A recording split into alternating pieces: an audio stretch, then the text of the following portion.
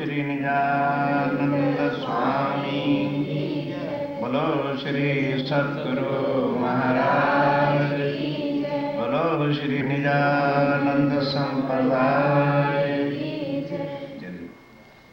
साल नव से नवे मास नव हुए रसूल को जब रोहल्ला मिसल गाजियो सैया उतरे तब, सैया उतरे तब। सन 16 में से 38 सुदी 14 को जन्मे दिन श्री देवचंद्र जी आए प्रगटे मारवाड़।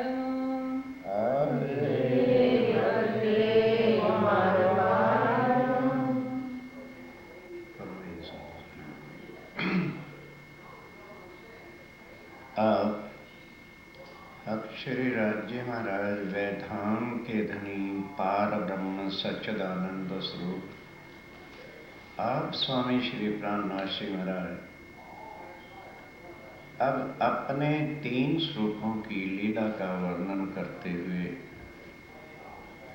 चौथा स्वरूप जो उनका, पहला ब्रिज में, दूसरा रास में, तीसरा अर्व में और चौथा सतगुरु धनी देवचंद, जिनमें परम धाम की श्यामा महारानी जी बैठे हैं। अभी चौपाइयाँ सुनिए, लेकिन एक मुश्तन में हैं तो हम कैसे विश्वास करें? अब उसका प्रमाण दे रहे हैं कि मारवाड़ देश में उमरकोट गांव में 1638 में, आज 2054-55 चलता है ना, ये विक्रमी संवत का वर्णन है। 1638 के साल में आसो सुदी 14 के दिन मत्तू मेहता नाम के एक कृष्ण के भक्त थे और उनके घर कोई संतान नहीं थी। तो जब 30-35 वर्ष के हुए तो एक लड़का पैदा होता है। वो कल भी बताया था कि देवापी और सनंतनु 2 भाई चक्रवर्ती राजा थे। सतयुग के बीच की बात है ये।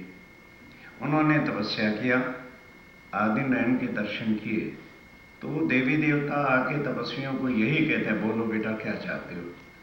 तो उनसे पूछा, भाई तमें शू જોઈએ છે? उन्होंने कहा, प्रभु कुछ नहीं चाहिए संसार का, चक्रवर्ती राजा है, सुख आनंद मंगल है, केवल ये जो भविष्य की वाणी हुई है भविष्य पुराण में, अभावी नो भविष्यन्ति मुनियो ब्रह्म रूपना उत्पन्नाय कलयुगे। 28वें कलयुग की यही बड़ी भारी महिमा है। नहीं तो संसारिक रीति से देखा जाए तो कलयुग में जितनी करप्शन, जितना झूठ, जितना तूफान, जितना होता है वो किसी युग में नहीं होता। लेकिन है क्या कि प्रधान पुरुष यानी अक्षातीत पारब्रह्म और उनकी आत्माएं वो कलयुग में ही संसार में अवतरित होंगी और पारब्रह्म पोते आकर के किसी तन को धारण करके ही तो लीला करेंगे। परम धाम वाले नूरमय तन से तो आ नहीं सकते। तो ये जो सूचना उसको मिली तो उन दोनों ने वर मांगा कि प्रभु जिस वक्त वो आए तो हमारे दोनों के तनों में ही बैठ के लीला करें। अब मांग लिया, उनको वरदान देना पड़ता, तथास्तु। तो अब देवापी का जो जीव था वो यहाँ जन्म लेता है और जैसे वो जन्म ले लेगा उसके बाद श्यामा जी की आत्मा उसमें प्रवेश करेगी। चलिए, जब तामे गाम उमरकोट गांव में मत्तू मेहता घर होता, मत्तू मेहता जी के घर जन्म लेते हैं। माता जो कुंवरबाई, शरीर माता का नाम कुंवरबाई था। अब उसका विस्तार सुनिए। जब जन्मे मारवाड़, जब मारवाड़ में जन्म हुआ, घरती आनंद नर नार, घर के लोग सगे संबंधियों को तो घर होता है, चलो ठीक है, इतने वर्ष के बाद भले हुआ है तो निकरा होगा, बालक हो गया है, चलो ठीक है। यह बधाई ब्रह्मांड में। अब स्वामी जी की बात समझो। कि भाई घर वालों को तो ये बधाई थी ना कि भाई मत्तू मेहता जी के घर संतान हो गई है, पर स्वामी जी कहते नहीं, कौन आया है पार ब्रह्मक्षातीत का आनंद की शक्ति आ गई है संसार में, तो ऐ ब्रह्मांड वालों, ऐ सारी दुनिया वालों, तुमको बधाई देते हैं। त्रिगुण समेत विस्तार, त्रैगुण को भी बधाई दे दो कि जो आज दिन तक आवागमन के चक्कर से नहीं छूटे। ये शक्ति कौन है? सबको अखंड करण, तब लौट करके परमधाम जाएंगे जब सारे ब्रह्मांड 14 लोक को ये भवसागर से पार करके अखंड करेंगे। सुखदाई सबन को, इसलिए सबको सुख देने वाले आए हैं, जो हम तारतम्य भी कहते हैं, सदा सत सुख के दाता, सबको सुख दे। और बाकी जितने भी देवी देवता आते हैं वो कर्मों के हिसाब से देते हैं। यहां कर्म का कोई सवाल ही नहीं, कोई कर्म का मतलब नहीं। हम कहेंगे कि भाई ओ महेश भाई जी, आपके तो दादा परदादा थे ना, वो भक्त थे ब्रह्मराज जी महाराज के, उसका फल मिला। बिल्कुल गलत बात है। माता पिता शरीर के होते हैं, आत्मा के नहीं। आत्मा का ये जो मिल रहा है, ये किसी के शरीर का फल नहीं या माता पिता की कृपा नहीं। कईयों के माता पिता प्रणामी धर्म को, राज्य महाराज को जानते नहीं, उनके अंदर आत्मा है, सबसे आगे बढ़ रहे। ये कोई बड़ी बात नहीं होती है। निराकार के पार थे, तीन पार के भी पार, बिना संबंध, आत्म के संबंध के बिना मां बाप के कर्म उनके साथ गए। कर्म बाय बॉडी, कर्म शरीर से होता है, और ये सुख आत्म के संबंध से। अब कौन आया है? जो पूर्ण ब्रह्म है, सच्चिदानंद है, सबका एक है। ये कृष्ण नहीं है जो कहे कि परित्राणाय साधुनाम विनाशाय च दुष्कृताम यदा यदा हि धर्मस्य ग्लानिर्भवति भारत। ना, कृष्ण ने साफ आके कहा कि अर्जुन, मैं जब जब दुनिया में कब आऊंगा? जब धर्म की ग्लानि होगी। मेरा अवतार अवश्य होगा, लेकिन दुष्टों का नाश करूंगा। जिन्होंने बुरे कर्म करे उनका नाश करूंगा। वो ये विष्णु भगवान है। और प्राणनाथ कौन है? वो कहते हैं, क्या देखी रे हम दुनिया, जो इनको न करूंगा। दुनिया वाले वाणी से नहीं समझेंगे। वो कब समझेंगे? जब उनको भवसागर से पार करेंगे, तब उनकी अकल ठिकाने आ जाएगी। समझ जाएंगे कि भव से पार करने वाला अक्षरातीत के बिना और कोई नहीं। तब उनको जाके सुधाएगी, वरना लाख उनको वाणी समझाना, वो सुनने नहीं आएंगे। इसलिए पहले दिन कह दिया था, सुंदर साहब जी, आपको सब कुछ मिल सकता है। और खासकर अमेरिका के रहने वाले लोगों, आप सोचो, कब आप एक महीना निकालकर कभी इंडिया पहुंचो और खाली बीतक सुनो? ये पॉसिबल बिल्कुल नहीं। क्यों? गए, हफ्ता 10 दिन लगाया, करे और भागोगे, पीछे नुकसान होता है। और ये राज्य महाराज की मेहर देखो, इतनी तबीयत खराब होने पर भी उनका हुक्म था, उनकी मेहर थी, आए कि नहीं, उनको चल के मेरे स्वरूप की पहचान। कौन? खुद कराते हैं। शरीर का एक बहाना होता है। क्यों? किनके वास्ते अक्षरातीत आए हैं?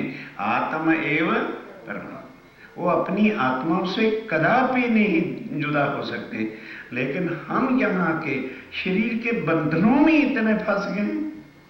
माया का इतनी लोभ लालची है, पता भी है भी किसके लिए हम कर रहे, कौन है, लेकिन फिर भी वो लालसा जो है शरीर में से लालच हटता ही नहीं। ये है माया का जाल। राम भगवान थे ना, आके फंस गए। क्या है? शुरू भगवान थे और खुद माया में फंस गए। लोक लाज मर्यादा में ही फंसे रह गए और सारा कुछ हो गया। विचार कीजिए, ये क्या है जो हमें सुनने को मिल रहा है? ये वो ब्रह्म वाणी है, ये वो पारब्रह्म के स्वरूप की पहचान है, जो आदि नरेन ब्रह्मा विष्णु महेश भी जानते नहीं। और वेदों में साफ लिखा, नेति में, हम नहीं बता सकते। ये वो ज्ञान है। अब अपने को सोचो कि शायद हमारे अच्छे कर्मों का बल है, कर्म जीव करता है, आत्मा कर्मों से रहित है। फिर मतलब क्या हुआ कि तो बड़े बुजुर्गों का पुण्य है, कर्म है, बिल्कुल गलत और मन की भ्रांतियां हैं। बड़े बुजुर्गों ने जो किया उनके साथ किया, हम जो अपनी आत्म के लिए करेंगे वो हमें मिलेगा। पत्नी भले शरीर की अर्धांगिनी होती है, लेकिन इसकी हकदार वो नहीं, वो शरीर की पत्नी। शरीर के कर्मों के लिए अर्धांगिनी हिस्सा बांट सकती है, आत्म के सुखों को कौन बांट सकता है?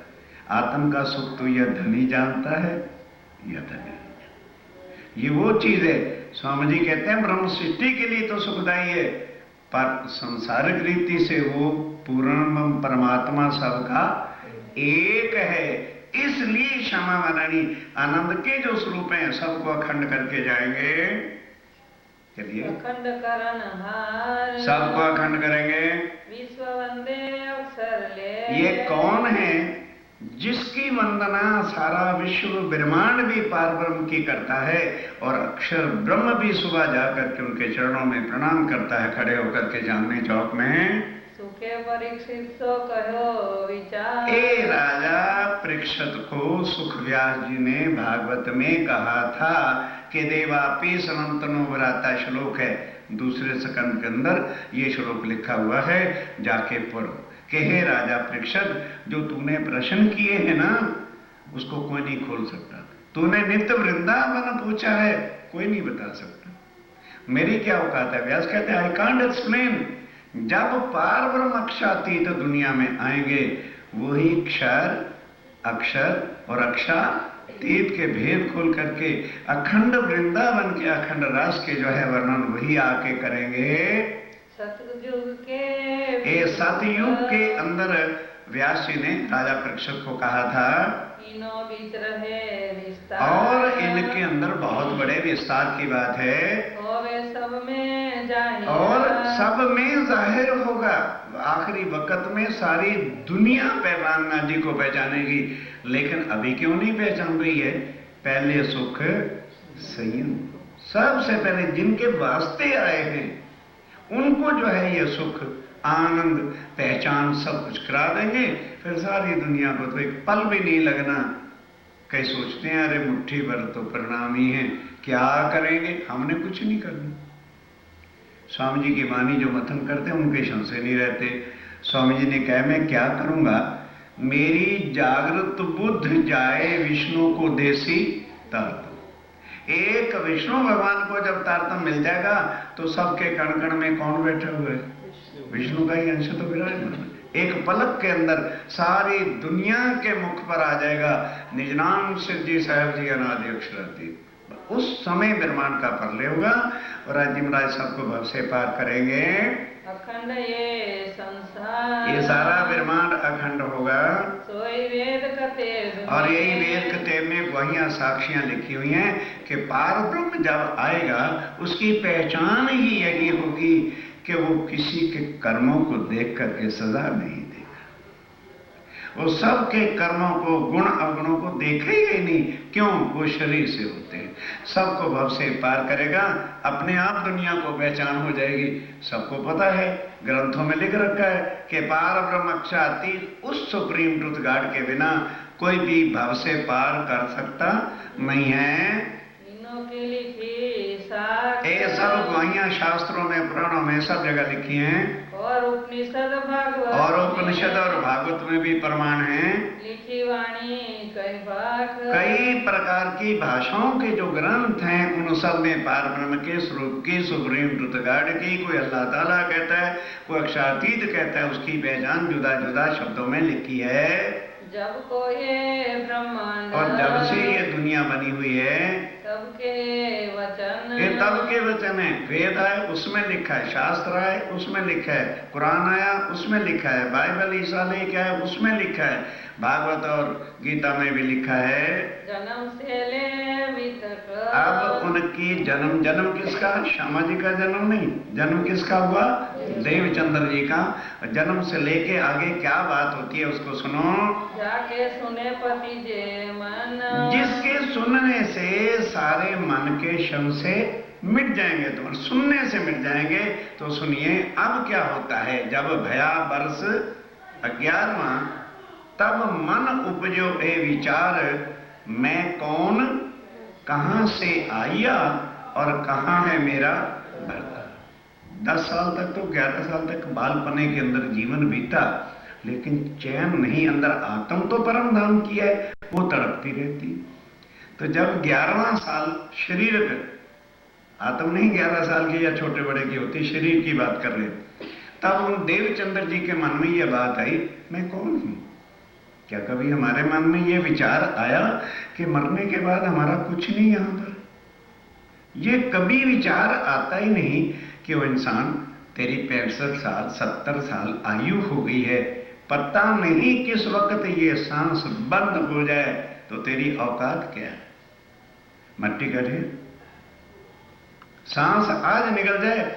जो घर वाले इतना प्यार करते हैं, लाड करते हैं, सब कुछ करते हैं, वेट करते हैं, टेलीफोन करते हैं, पूछेगा कोई नहीं। जो आने से पहले बेड लगाते हैं, साफ सुथरा करते हैं, सांस निकल गया, वो पत्नी ही घर से उठा के नीचे रखती, चादर भी नहीं बिछाते उससे, आंखें नहीं खुलती। किसके मुंह में पड़े हुए? कौन है तुम्हारा यहां पे जिसके लिए दिन भर रात कोल्लू का बैल बन करके पिस रहे हो? है कोई तुम्हारा? विचार करो। बड़े बुजुर्ग गुजरे, क्या वो हमें लाड नहीं करते थे, प्यार नहीं करते थे? सांस निकला नहीं तो कहां बिछा देते हैं उन्हें? हिंदू बैठे हो, बोलो, पलंग पर भी कोई नहीं रखता, अरे जल्दी करो जल्दी, गादला खराब हो जाएगा। उससे ज्यादा कीमत हमारे सामने गादरे की आ जाती है। फिर जो बीवी होती है, पापा आ गए, बच्चों को कहते जा पापा के पास चला जा, खुश हो जाएंगे पापा भी, बच्चे भी खुश हो जाते हैं। और जब वो मर जाता है, बॉडी नीचे पड़ी होती है, चादर डाल देते हैं, तो बच्चों को अंदर नहीं जाते कि बेटा अब ना जाना अंदर, भूत है। वही भूत हो गया, वो भूत हो गया। लेकिन हम ऐसे भूत हैं कि हमें समझ आती ही नहीं कि भाई जब बड़ों का ये हर्षण हुआ है तो हमारा भी होने वाला है। लेकिन दिन भर हाय पैसा, हाय पैसा, हाय हाय, किसके लिए? बोलो किसके लिए? कुछ सोचो, कुछ समझो, कुछ अंधी चाल से जो भागे चले जा रहे हैं उसमें ब्रेक लगाओ कि लेके क्या जाना। हम तो लाख 2 लाख 50 लाख डॉलर इकट्ठे करें। सिकंदर अलेक्जेंडर एक ऐसा व्यक्ति हुआ है जिसने केवल 16 ईयर के अंदर होल विश्व पर राजा बन गया था, सारे विश्व को जीत लिया था उसने। और जितने बढ़िया बढ़िया डायमंड थे, लाल थे, नूरी वो चीजें थी, वो ले करके जा रहा था वापस अपने घर यूनान को। और उस समय उसके दिल के अंदर मस्ती थी कि जाके बीवी को, बेगम को बताऊंगा कि I am the king of the whole world. मां को कहूंगा, मां तेरा बेटा आज दुनिया का मालिक है। लेकिन ये पता नहीं कि मालिक की क्या शक्ति है। रास्ते ही में उसकी मौत का ऐसा झटका लगा कि बस ना बीवी को देखा, ना मां को देखा। अब बताओ हमारी औकात क्या है? तब उसको अकल आई कि ओहो, मैं जिस दुनिया के नशे में लूटने में लगा हुआ था वो अपने बस की बात नहीं। तो अपने वजीरों को सबको बुला के क्या कहता है, देखो भाई अब मैं बच नहीं सकता, मुझे मेरी मौत नजर आ रही है, दिख रही है। तो क्या करना? जलालुद्दीन मरता है तो हाथ भी कफन के अंदर रखते हैं, कहते हैं ना मेरे हाथ बाहर रख देना, ताकि माया में डूबे हुए इंसान जो हिवस लेकर के दौड़ेंगे उनको ये याद आ जाए कि सिकंदर भी जब दुनिया से गया था तो दोनों हाथ। पर हम समझ नहीं पा रहे। माया का इतना अंधा जाल होता है कि आदमी को अंधा कर देता है। आके ग्रंथ भाषा में, अब वो भाषा जुदी जुदी में लिखे हुए हैं। अब क्या होता है देवचंद जी के जब ये मन में आई तो अब उन्होंने कहा कि मेरे गांव के अंदर बड़े बड़े संत भी हैं, बड़े बड़े पंडित विद्वान हैं और कई लोग ज्ञान को जानने वाले भी हैं। आगे चलते चलो, जब मैं रुकूं तो पढ़ना। तो अब वो गांव में जाता है, बड़े बड़े पंडितों से पूछा, विद्वानों से पूछा, कथाकारों से पूछा, भाई वो जो सबके बनाने वाला परमात्मा है, ध्यान देना बड़े डीपली इसी के साथ, वो हमें कहाँ मिलेगा? मैं उससे मिलना चाहता हूं। तो जो उस समय जवाब था वो आज भी लोगों से पूछना, वो क्या जवाब देंगे? अरे परमात्मा, परमात्मा तो निराकार है, हमारा तो आकार है, हमारी तो बॉडी है, हमारा तो बंगला है, हमारे लिए सब सुविधा है, जो सृष्टि के बताने वाला है उसका कोई आकार ही नहीं। इतनी दुनिया गुम हुई है, इतनी अज्ञानता में लोग फंसे हुए हैं। यही कहा कि परमात्मा निराकार है, लेकिन वो सब जगह है, एवरीवेयर है। तो सबका जब यही एक जवाब सुना कि जो सब जगह मिल सकता है, तो फिर बात क्या है? मैं उसको ढूंढ के रहूंगा। तो अब ये सब निर्णय करके फिर वो आए, तो देखा कि वहां उमरकोट गांव में एक मंदिर था जहां पिंगल श्याम की मूर्ति थी। तो उन्होंने कहा ठीक है, जब परमात्मा सब जगह है तो मंदिर में तो खासकर होना चाहिए, भाई मंदिर भगवान का घर कहते हैं, तो मैं वहां जाया करूं।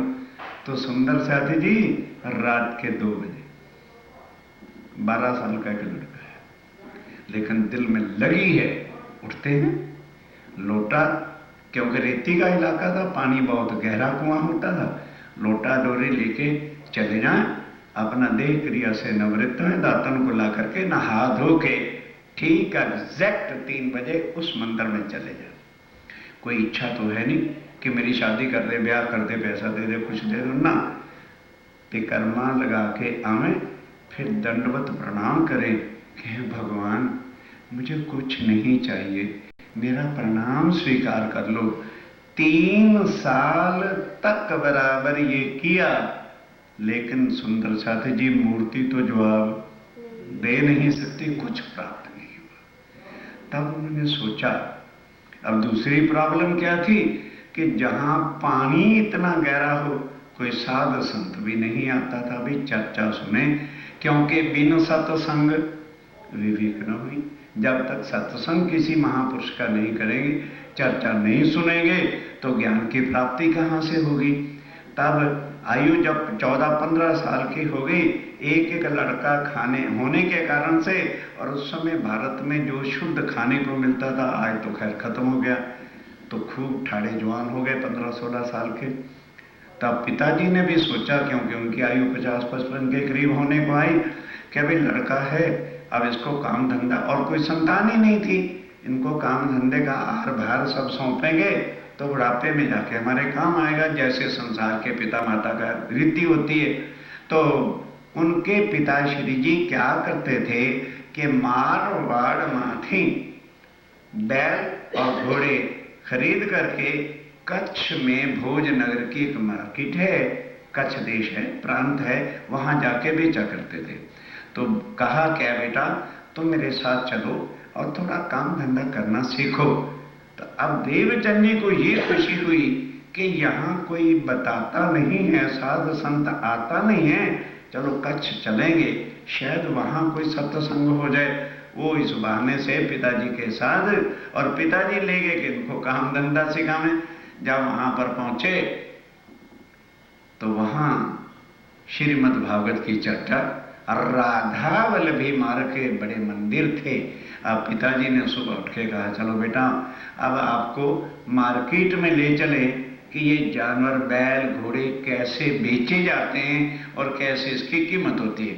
तो देवचंद जी ने बहाना बनाया कि पिताजी पहली बार आया हूं, जरा मैं घूम फिर लूं और फिर लाओगे दोबारा तो फिर देख लेंगे। पिताजी के भी मन में आ गया भी एक एक लड़का है, उसका घूमने फिरने का चाव है, तो चलो जा बेटा घूमिया। और ये हरदास जी का जो मंदिर है इसको याद रखना। कह मैं आ जाऊंगा, घूम नहीं होता। पिताजी तो उधर चले गए और वो चले गए हरदास जी के मंदिर में, और वहां चर्चा सत्संग हर प्रकार से श्रीमद् भागवत के भेद बताए जा रहे थे। उन्होंने कहा ठीक है, 2-3 दिन तो बराबर यही सुनते रहे, काम खत्म हो गया, पिताजी लेकर के वापस गए। अब उस गांव में दिल कहां लगे जहां सत्संग चर्चा होती थी। अब देवचंद जी ने सोचा कि मेरा इस घर में रहने का क्या कारण है, मैं क्या करूंगा माया को, मेरे लिए सारा शून्य है, कोई संत महात्मा आता नहीं, किसी से चर्चा ज्ञान सुनने को मिलता नहीं, तो मैं घर से भाग जाऊं तो कैसे भागूं। ये होती है तड़प। तब और रेती का इलाका था, कोई हाईवे रोड पक्के तो उस समय होते नहीं थे, और रेती बालू के इलाके में तो रोड बनावे भी कौन, और अगर पगडंडी थोड़ा रास्ता भी होता, आंधी का एक झोंका लगा तो वो भी मिट्टी से भर जाता था। तब ढूंढते ढूंढते गांव में ही पता चला कि राजा का वजीर जो है, एक एक बात को समझो, धीरे धीरे बोल रहा हूं इसीलिए, वो राजा के लड़के का विवाह करने के वास्ते जाएगा, लेकिन राजकुमार नहीं जाएगा। क्यों? रेती के इलाके में, जंगलों में चोर और डाकू का बहुत डर होता था। तब उसके खड्ग, समझिए ना, तलवार को पूजन कर देते थे, तो रथ पर रख कर वजीर ले जाते थे, और रथ उसके तलवार के साथ, खड्ग के साथ ही कन्या के फेरे दे के घर ले आते थे। उसे पता चल गया, तो उसने वजीर को कहा, जी मैंने भी जाना। वजीर ने पूछा, तेरे पास कोई सवारी है? कहने लगे, जी सवारी तो नहीं है मेरे पास, पर मैं आपके पीछे पीछे आ जाऊंगा। वजीर ने बड़ा डांटा फटकारा, ओ लड़के, कृपा करके हमारे साथ ना आना, तू पागल यात्रा करेगा और हम घोड़ों पर जाएंगे, बराती तो वैसे ही वो हो जाता है बरात के नशे में, तो तू जंगल में किसी ने मार लूट डाला तो फिर सारा कलंक मेरे ऊपर लगेगा। देवचंद जी ने पूछा कि आप इससे पूछना क्या, भाई राजा के लड़के की बारात निकलेगी तो बाजा गाजा धूम धमक्का होगा, मैं आवाज सुन के चल दूंगा। अब घर जाके चोरी चोरी सोचने लगे क्या क्या सामान मुझको जरूरत पड़ेगी। लोटा रख लिया, डोरी रख ली, चावल रख लिए, दाल रख ली, खाऊंगा कहाँ से, आटा रख लिया, कुछ घी रख लिया, मतलब रास्ते के सामान की व्यवस्था करने लगे। और एक बैग, उसको बगुचा करके लिखा, उस समय बगुचा कहते थे बैग को, वो भर के तैयार कर दिया। अब जिस दिन वो बारात का निकलने का समय था, सुबह ही प्रातः माता जी को कह दिया, माता जी आज भूख लगी है, जल्दी बना दो। खा खू के सो गए। क्या बारात जब बैंड बाजा बजेगा, उठ के मैं बगुचा लेके चल दूंगा। नोट करो, कोई काम आपको नहीं होगा, निश्चय कर लोगे कि मैंने जाना है, लेकिन उसी वक्त कोई ना कोई अड़चन अवश्य आए। धर्म कार्य में अड़चन अवश्य आएगी, ताकि आपको अटकाव हो जाए। ये माया के काम। अब क्या हुआ, माता पिता आगे तो कभी बातें ही नहीं करते थे। उस दिन पलंग डाल के दरवाजे के मुख्य द्वार के सामने बैठे, क्या बातें कर रहे हैं कि भाई देवचंद बड़ा हो गया है, इसका लगन करना चाहिए, कहाँ करें, लड़की कौन सी अच्छी, जैसे माता पिता सोचते हैं। अब उनको बड़ा गुस्सा चढ़ रहा है। अब उधर जो है बैंड बाजा बज रहा, बारात चलने को तैयार हो रही। अब सामने माता पिता बैठे, निकले तो कैसे निकलते, अगर 15-20 मिनट इनको तो बातों बातों में हो गया, और उधर बारात घोड़ों पर थी, वो तो ये जा वो निकल गई। 15-20 मिनट के बाद जब माता पिता उठे, तो फटाक से अपना बगीचा वो जो तैयार कर रखा था उठाया और निकले बाहर। लोगों से पूछा, भाई वो बारात कहाँ गई? कहने लगे, वो बारात वो देखो जहां बालू उड़ रहा है ना, पक्के रोड तो नहीं, घोड़े 200 सवार थे, वो भाग रहे थे, रेती उठ रही थी। इतना अंधविश्वास अपने परमात्मा को मिलने के लिए, कहने मैं अभी पकड़ूंगा। नीमचा कमर में एक पटका बांधते थे आगे बड़े मुरब्बी लोग, ताकि यदि पग यात्रा करनी हो और कमर में कपड़ा कसा हुआ हो तो कभी भी थाक नहीं लगती थी। तो देवचंद जी ने वो नीमचा बांधा और बस लगे भागने। अब 2-3 कलाक तक बराबर भागते ही गए। एक तो सांस फूल गया, फिर संध्या हो गई, रात्रि का समय हो गया, तो जंगल में 1-1.5 का भी कर देना ट्रेन तो ऐसे लगा करता है कि जैसे पता नहीं शेर बिगाड़ रहा है। अब जब 3 कलाक हो गए, पीछे लौट के देखा तो सरहद सीमा का पता ही नहीं है, बाउंड्री का, कि मैं कहां आ गया हूं, ना कोई जंगल में आदमी दिखता है। अब ध्यान देना, जब देवचंद जी घर से चले थे तो एक कटारी भी रख ली थी कि अगर जंगल में कोई डाकू मिल गया तो मैं लड़ूंगा उसके साथ। घर में तो हर कोई लड़ लेता है। अब जब दिल में सोचा कि ऐसे में कोई डाकू आ गया तो क्या करूंगा, मुझे और मेरी कोई आवाज भी नहीं सुनेगा। इच्छा की कि डाकू आ गया तो अब देखो कौन राज्य को पहचानेगा।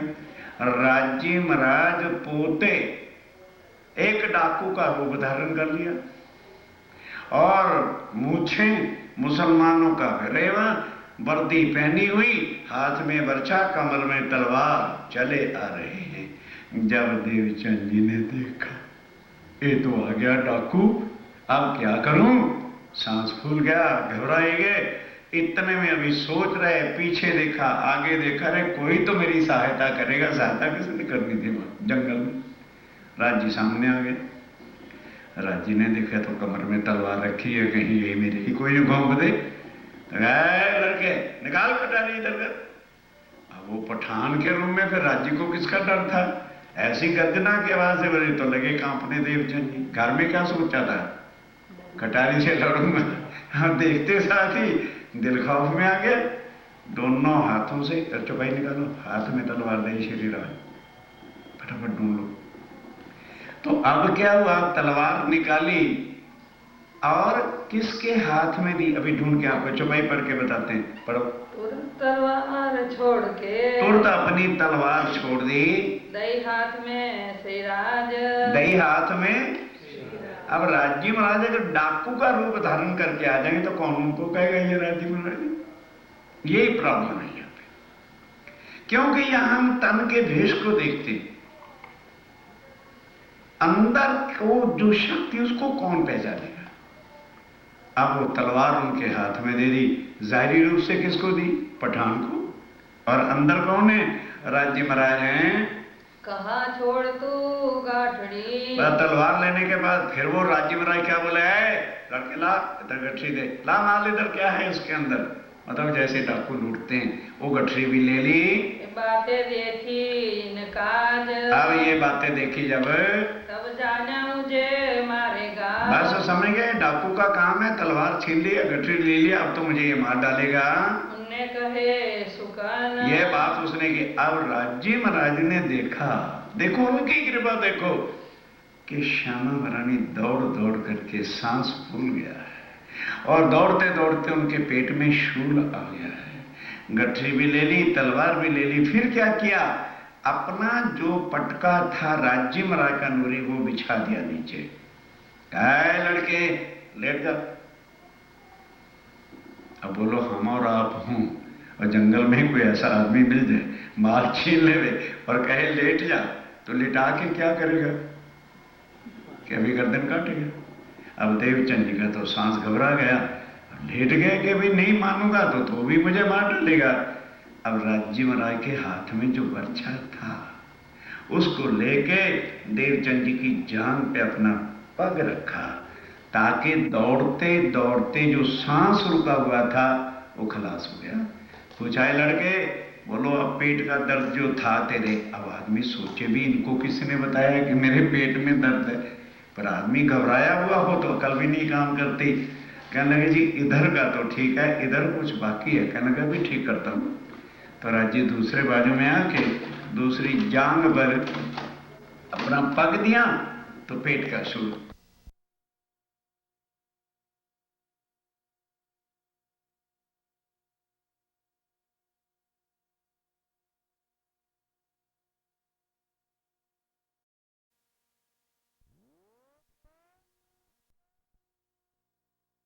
कि मारा नहीं, मुझे बचा दिया। अब सोचते हैं क्या कराएगा, मुझे अपने घर ले जाएगा, काम काज कराएगा। सो इसका जितना काम धंधा है वही करेंगे, इतना शुक्र है कि मैं मरने से बच गया। ये तो इतना ही सोचते हैं। अब राजी कहते हैं लड़के ला इधर, बोर को गठरी खुद उठा ली। सोचो हमारे बोझ भी राज्य महाराज ढोते हैं, हम उनकी मेहरबानियों को क्या पहचाने। कहते अच्छा तो मेरे साथ साथ आ जा। तो तुरंत उनका ध्यान माया में डाल दिया कि कहीं ये मेरी पहचान ना कर रहे कि ये कौन है। कहा लड़के चलता मेरे पीछे पीछे। अब उन्होंने क्या चलना था, कमर में जो राज्य ने पटका बांध दिया था, उसकी शक्ति से देवचंद जी को ऐसा लग रहा था कि धरती में पग तो लगता है लेकिन उड़ रहा हूं कि कैसे हो रहा है उनको पता नहीं चला। अब ले जाना कहां है, वो जो बारात निकली थी वो तो घोड़ों पर थी, तो घोड़े के पीछे भाई एक व्यक्ति पग से चलने वाला कैसे पहुंच सकता था।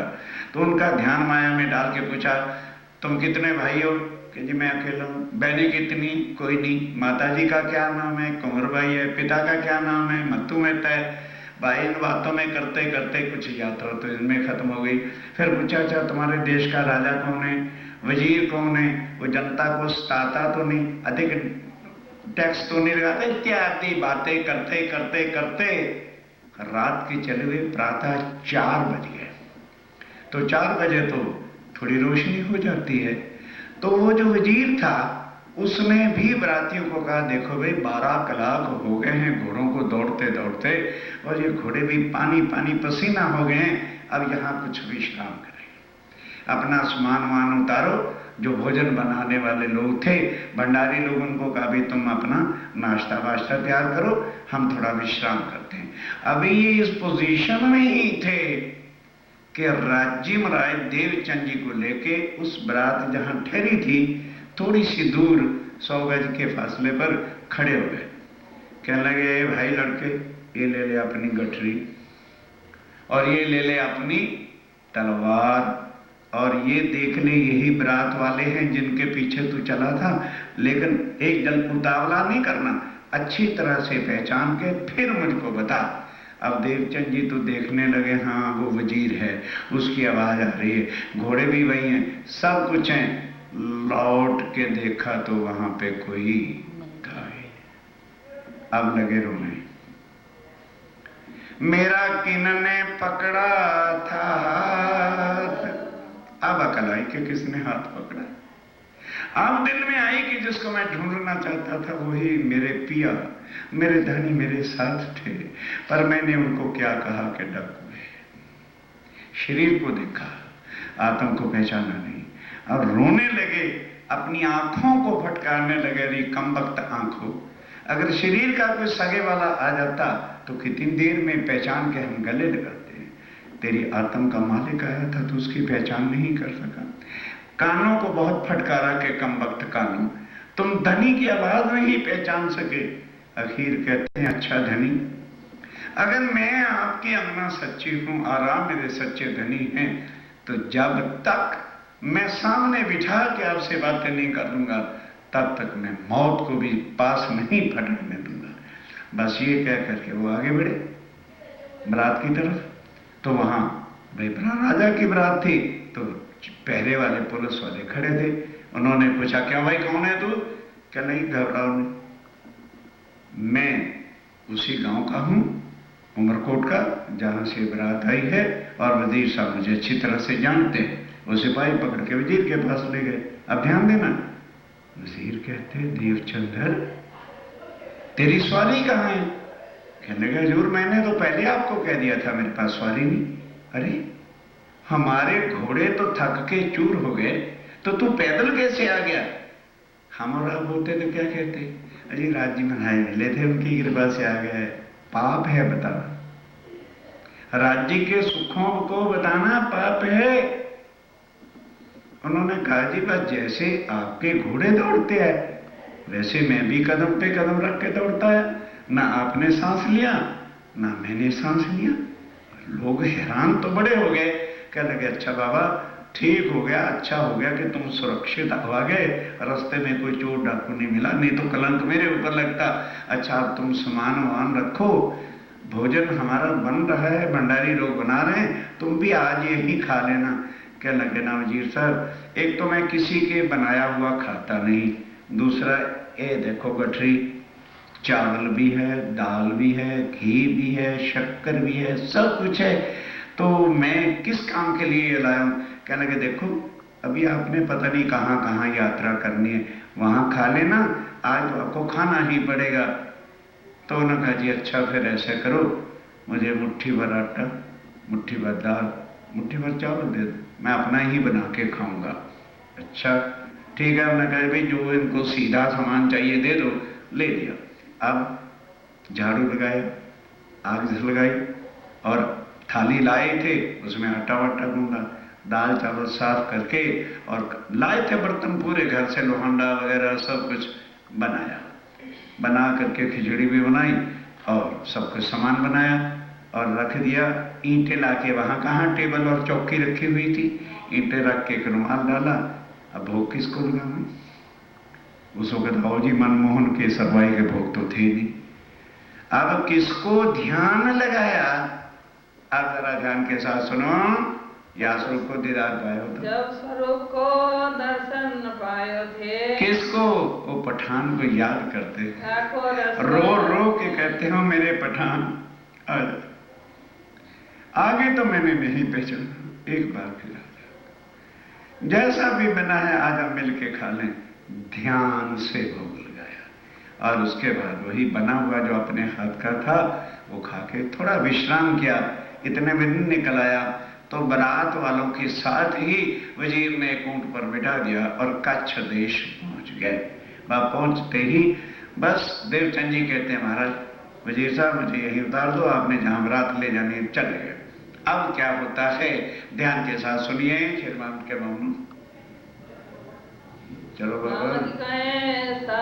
अब स्वामी जी कहते हैं ए मेरे सुंदर साथ जी परम धाम की आत्माओं, हे श्री देवचंद्र जी की, ए श्री देवचंद जी भी तक आपने सुनिए, अब खोज करेंगे क्योंकि उस समय कोई निजानंद संप्रदाय नहीं थी, उस समय कोई तारतम नहीं था, अभी वो खोज पर निकले। तो अब दूसरे दिन उन्होंने क्या किया कि सबसे पहले एक ऐसे मंदिर में पहुंच गए जहां 84 प्रकार की मूर्तियां थी, घड़ियाल थे। जो कोई भी आवे घड़ियाल बजावे, कोई राम का भक्त था, कोई हनुमान जी का भक्त था, कोई किसी का भक्त था, सब मूर्तियां थी। पुजारी उसको उसी मूर्ति के सामने ले जाता, बस एक लड्डू से भोग लगाया, आधे अपने डिब्बे में डाले, आधे उसको दे दिए। और ये काम देवचंद जी ने 4 वर्ष तक उमरकोट गांव में देखा था कि मूर्ति कभी भी जवाब देती नहीं, ना वो हमारे मन की इच्छा पूरी कर सकेगी, वहां मन माना नहीं।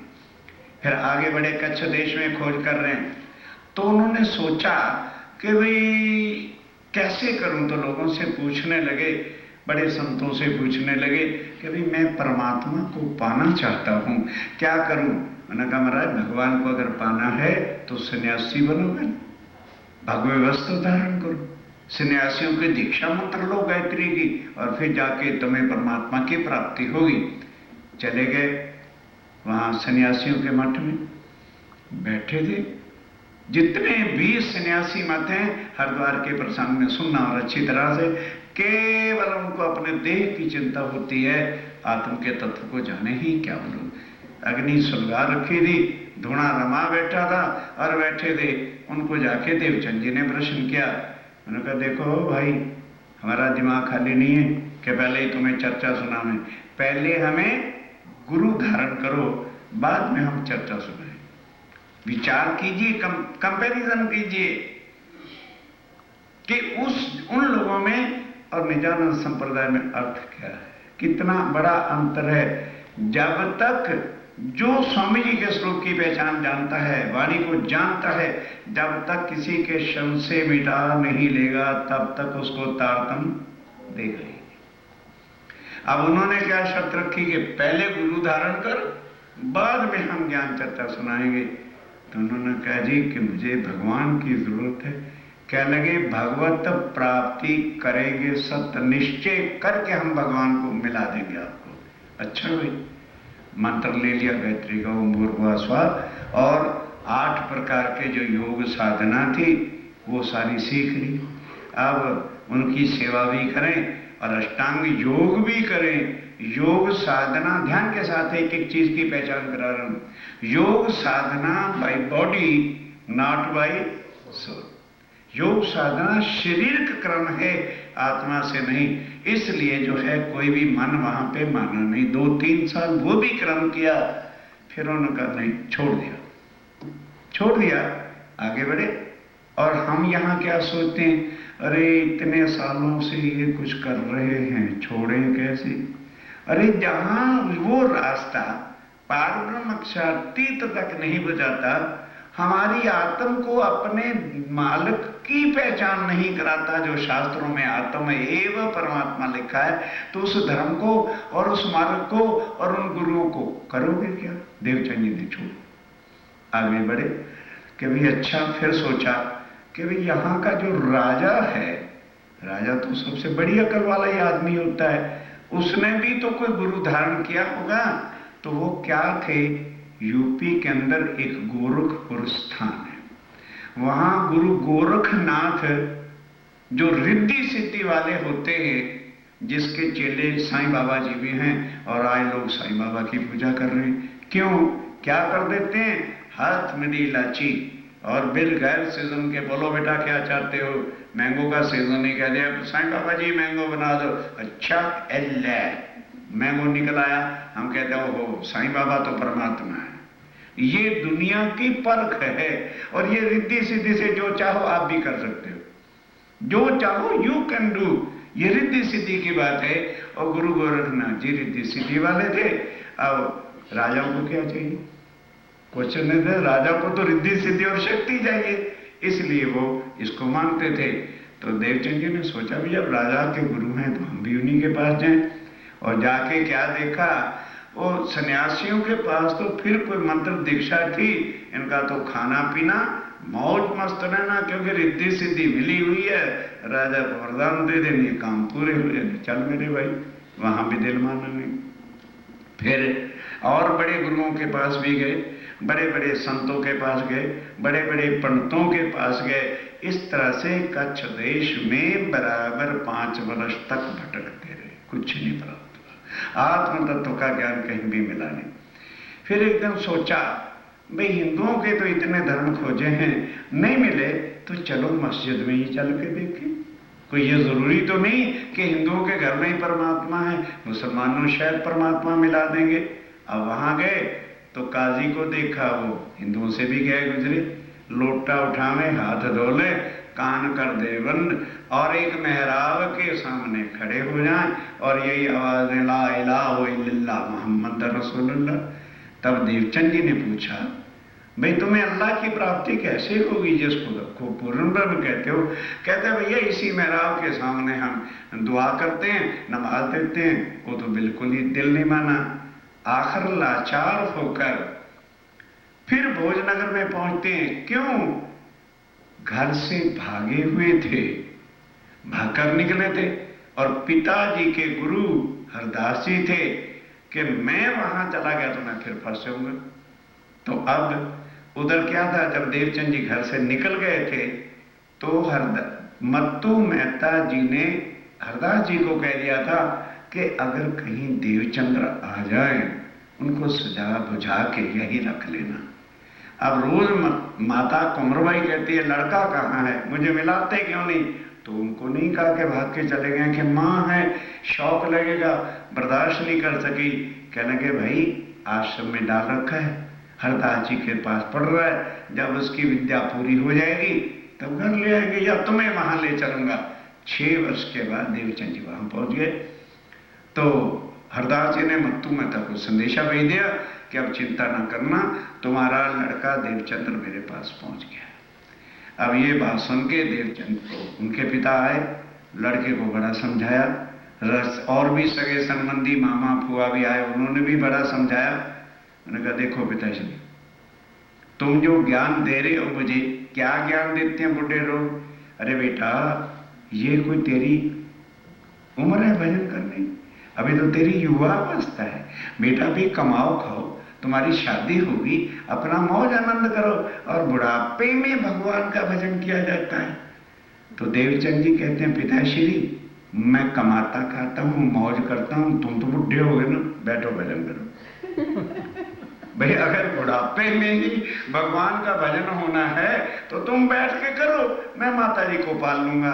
अरे बेटा, अभी हमारे ऊपर बहुत फर्ज है। फिर इस बात को रोते, और उधर ज्ञान शिक्षा क्या देते हैं, अरे भाई युवावस्था में थोड़ा कुछ होता है और बुढ़ापे में भगवान का भजन किया, सब ढोंग चरित्र दुनिया में सोचो। यही बुजुर्ग कहते हैं कि नहीं कहते? पर देवचंद जी के मन पे असर होने वाला नहीं है। जिसके दिल को चोट लग चुकी हो उसको दुनिया में कोई भी आड़ा नहीं आ सकता। मन के हारे हारिए। हम मन की ही वजह से हारे हुए। अरे ये भी करने वो, अरे इंसान क्या तू करने में लगा हुआ है? क्या किसी शास्त्र में लिखा है तो मुझे भी बता देना, मैं भी छोड़ दूंगा ये रास्ता, समझिएगा।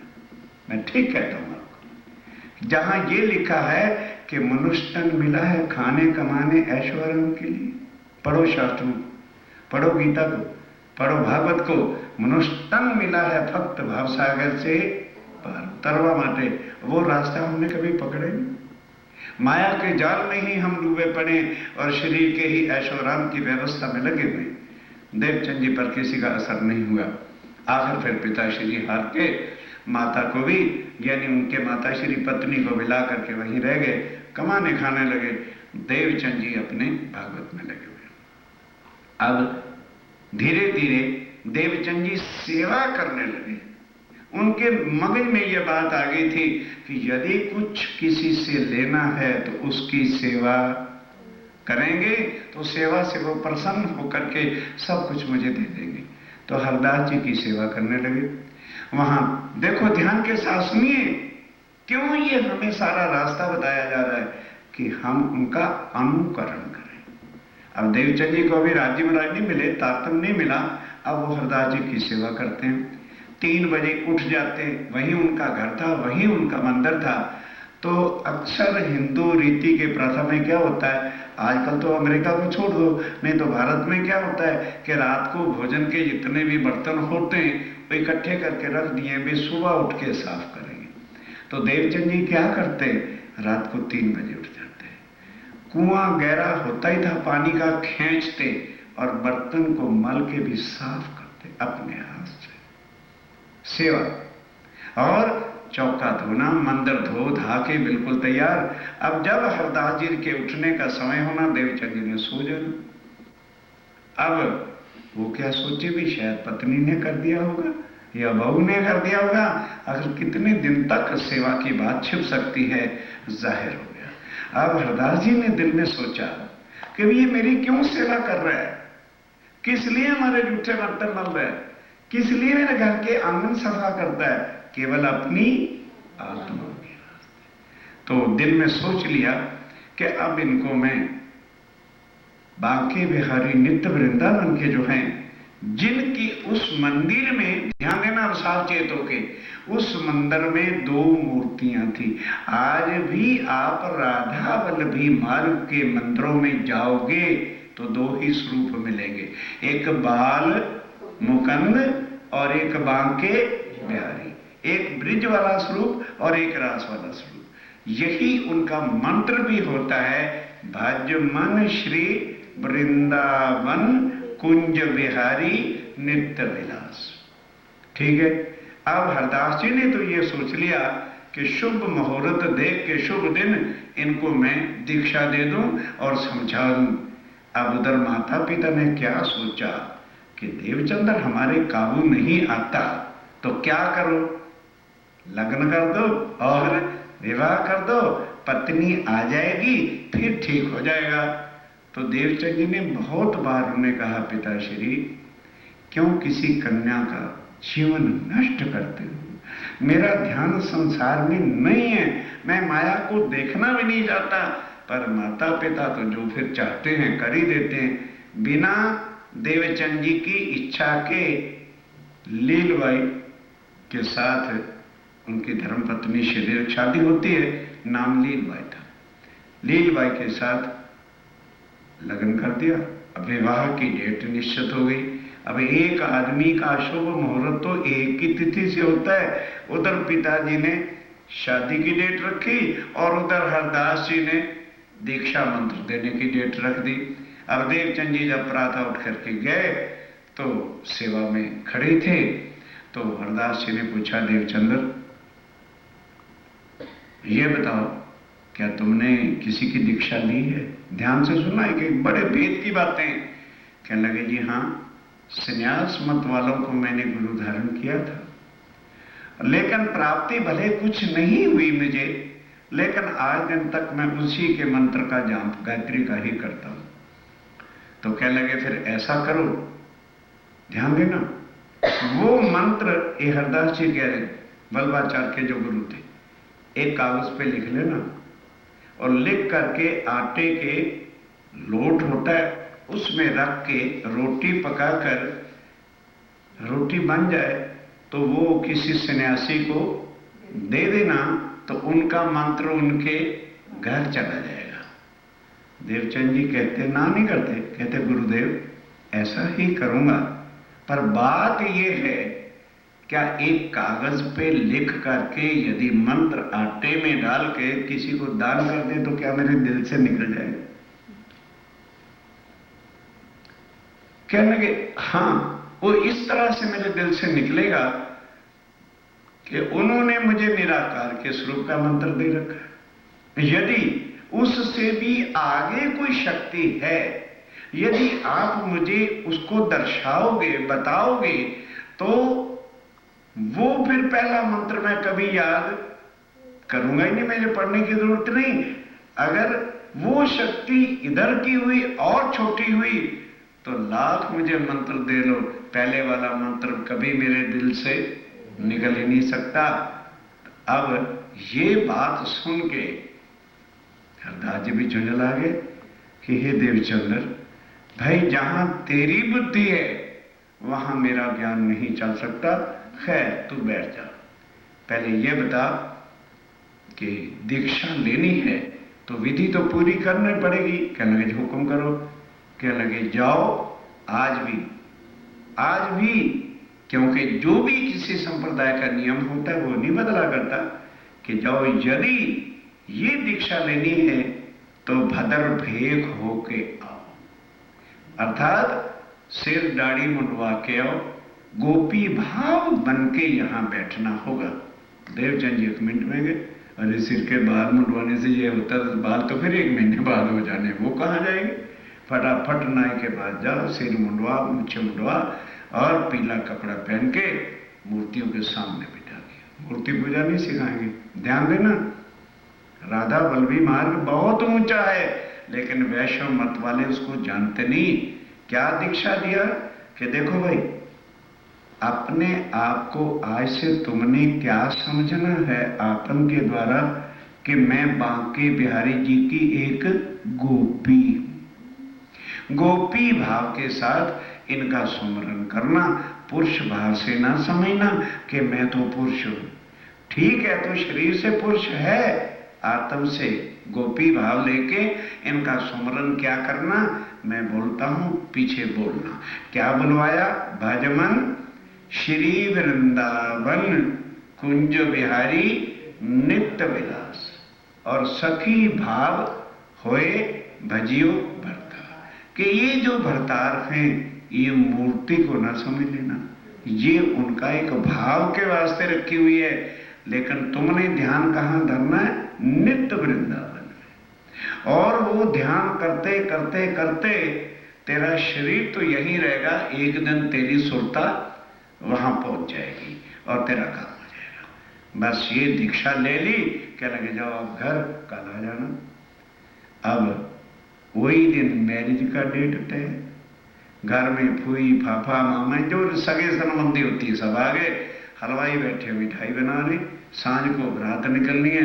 बाई चांस क्या होता है, जैसे देवचंद जी घर गए तो पिता किवाड़ पर खड़े।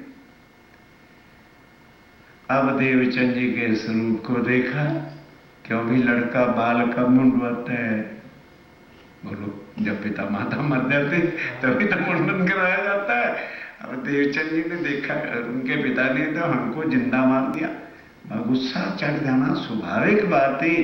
पिताजी गुस्से में आके देवचंद जी को ऐसे अपशब्द कह दिए जो कभी भी एक बाप बेटे को नहीं कह सकता। कह दिया, हो देवचंदन, इससे तू मर ही जाता तो अच्छा था, तू हमारे घर ना ही जन्म लेता तो अच्छा था, तेरे बिना क्या जरूरत पड़ी थी। चुप। जब थोड़े शांत हुए, देवचंद जी कहते हैं, पिताजी आज इतना प्यार क्यों कर रहे हैं? है? क्या बात हो गई है? कहने लगे प्यार के बच्चे तुझे पता नहीं है आज तेरी शादी है? तो कहने लगे पिताश्री मैं शादी ही तो करके आया हूं, मैंने कोई और गलत काम नहीं किया, चिंता मत करो। तो मेरे शरीर की शादी करना चाहते हो जिसके लिए मैंने आपको मना किया था, आज मैं अपनी आत्मा की शादी बांके बिहारी जी से करके आया हूं। अब क्यों घबराते हैं? अब होना क्या था, कोई बाल दोबारा तो हो नहीं जाने दे, तो रुमाल वाल रख के मुकुट लगाया लुगाया बैंड बाजा बजा लील बाई से भी शादी हो गई। अब शादी होगी तो हो जाए बस। फिर सवेरे 3 बजे उठे, फिर मंदिर। इस तरह से करते करते करते अब होता क्या है, जरा ध्यान से सुनिए। देवचंद जी 3 बजे उठते थे, लेकिन हरदास जी कभी लेट भी उठते थे। तो एक बार क्या हुआ, रात्रि के 12-1 बजे के समय देह क्रिया की जरूरत हुई। अब हरदास जी ऊपर सोते थे, नीचे मंदिर था, और देवचंद जी आके जब देखते थे अभी गुरुदेव नहीं उठे, तो वो परिक्रमा लगाते रहते थे, जब गुरु जी उठेंगे तो अंदर चले जाएंगे। तो 12-1 बजे वो उठे। हरदास जी ने देखा कि मेरे मकान के चारों बाजू कौन घूम रहे, तो चोर है कोई। उन्हें क्या पता देवचंद्र रोज आते, पर देवचंद जी डेली आते थे। जो हरदास जी को नहीं पता था कि वो इतना परिश्रम कर रहे हैं अपनी आत्मा के वास्ते। सुंदर साथ जी यहाँ परम धाम का चित्तवन कराते और कह देते रे बाबा 5 बजे उठो, कोई नहीं उठता, कोई नहीं उठ के राजी। लेकिन जाना कहाँ चाहते हैं? परम जाना परम धाम चाहते, करना कुछ नहीं। सुंदर साथ जी ये बीतक कोई स्टोरी नहीं है, ये हमारे राज्य को पाने के लिए जो श्यामा जी प्रमुख आत्म है परम धाम में, ये उनका कि किस तरह संसार में तन धारण करके अपनी धनी को साक्षात बिठा के बातें करते हैं। वो प्रसंग आपके सामने आ रहा है। बस फिर हरदास जी ने पूछा, भाई कौन मेरे मकान के घूम रहा है, बोलता क्यों नहीं, क्या बात है? तब देवचंद जी ने उत्तर दिया, गुरुदेव कौन आ सकता है, मैं देवचंद्र हूं यहां। ओहो, फटाफट सीढ़ियों से नीचे आए, दरवाजा खोला, अंदर ले गए। पूछा भाई क्या बात है, क्या आज घर वालों ने दरवाजा नहीं खोला? क्योंकि डेली 12 बजे जाते थे और 3 बजे उठ के आ जाते थे। कहने लगे जी ऐसी बात नहीं है, दरवाजा तो मेरी पत्नी बेचारी जागती रहती है, उन्होंने खोल दिया था, पर जैसे ही मैं सोया और करवट बदली तो इधर पूरब की तरफ मुझे रोशनी नजर आई, मैंने समझा कि समय हो गया है, इसलिए मैं उठ के चला है, कोई बात नहीं। हरदास जी कहते हैं हो सकता है, वो दिन तो ऐसे बात टल गई, पर उनका तो डेली का क्रम था।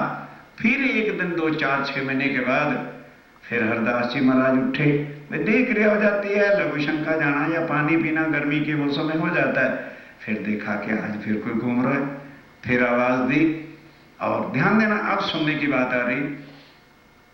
कौन है भाई? जी मैं देवचंद्र। अब देवचंद जी को बुलाया, अंदर बिठा लिया। कहने लगे ये बता तू मेरे से लेना क्या चाहता है, तू मेरे पीछे क्यों पड़ गया है?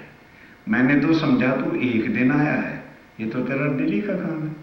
मैं सोता हूं और तू बोलो बोलो परिक्रमा करते हो, तो तेरी परिक्रमा का सारा बोझ मेरे ऊपर पड़ता है। ओ बाबा तू ऐसे कर, मेरे मंदिर में 2 भगवान हैं, एक ले जा, घर में जाके अपना मंदिर बना, चाहे परिक्रमा कर चाहे कुछ कर, तू जान तेरा भगवान मेरा पल्ला छोड़। मैं सोता हूं तू मेरी परिक्रमा करता है, देत परिक्रमा कर्म सब छूटे, तेरे सारे कर्मों का बोझ मेरे ऊपर पड़ता भी, मैं भगवान नहीं हूं, मैं तो नहीं सह सकता। तो देवचंद जी क्या उत्तर देते हैं, गुरुदेव तमन्ना तो यही थी कि आपके चरणों में ही जीवन व्यतीत हो जाता, पर आपका जो आज्ञा है मैं उसको शरीरधारी करता हूं। तो कहने लगे अच्छा जा घर में अपनी छोटी मोटी जगह बना के पालकी वगैरह सजा ले और उसको ले आना, मैं शुभ दिन बता देता हूं, मैं तुम्हें एक भगवान की मूर्ति दे दूंगा, घर ही जाके अपना चितवन करना, सब कुछ करना। ठीक, अब शुभ दिन देख करके ही तो पधरावनी की जाती है। अब ध्यान देना, उससे एक नाइट पहले, यानी जैसे आज की रात्रि तो सुबह शुभ दिन हो, सुबह उनको मूर्ति देनी थी। तो रात को शयन आरती में दोनों मूर्तियां, रास वाले बांके बिहारी की भी और बाल मुकुंद की भी, उसका शयन कराया, श्रृंगार वगैरह, ताला बंद किया, चाबी जेब में, तब देवचंद जी के घर। अब क्या हुआ, ध्यान के साथ सुनने का। अब प्रसंग आ रहा है, मैंने समझाना है और वाणी के अनुसार समझाना है, करो अपनी मर्जी। क्यों, मैंने पहले दिन कहा था कि एक एक चीज की सारी बात आपके सामने रख दूंगा, जो वाणी श्री प्राणनाथ जी ने अपने मुख से कही है। अब दूसरे दिन क्या हुआ कि हरदास जी सुबह उठे नहा धो के।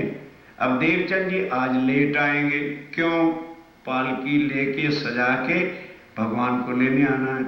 अब देवचंद जी तो लेट आए और हरदास जी महाराज उठे, निज मंदिर का किवाड़ खोला तो देखा कि बाल मुकुंद जी है ही नहीं। बाल मुकुंद की जो मूर्ति थी वो है ही नहीं सिंहासन के ऊपर। अब हरदास जी चौंके, एकदम अंदर गए, अब देखा और वस्त्र देखे, भूषण देखे, संदूक देखे, सारा सामान मंदिर का उतल पुतल कर डाला। तब अपनी पत्नी से पूछा कि भाग्यवान, मंदिर में कौन आया था, बाल मुकुंद जी की मूर्ति यहां पर नहीं है। कह लगे, पतिदेव, निज मंदिर की कुची जो होती है ताले की, तो आपके पास रहती, फिर घर में से किसी की क्या शक्ति है कि निज मंदिर में बगैर नहाए धोए पे चला जाए, हम में से तो कोई आया नहीं। तब बड़े उदास हुए, निराश हो गए, दुखी हो गए, लेकिन देर हो रही थी तो बांके बिहारी जी की मूर्ति को केसर से, जल से, चंदन से, जिस तरह रोज स्नान करवाते थे, करवा करके वस्त्र भूषण पहना के भोग लगा दिया और बैठ गए। अब इतने में देवचंद जी आए। देवचंद जी ने पालकी रखी और देखा, पहले तो इसलिए अनुमान लगा लिया कि आज बाल मुकुंद जी को इसलिए नहीं पधराया कि वो मुझे देने हैं, बाल मुकुंद जी का स्वरूप। पर जब हरदास जी को देखा तो बड़ा उदास बैठे थे।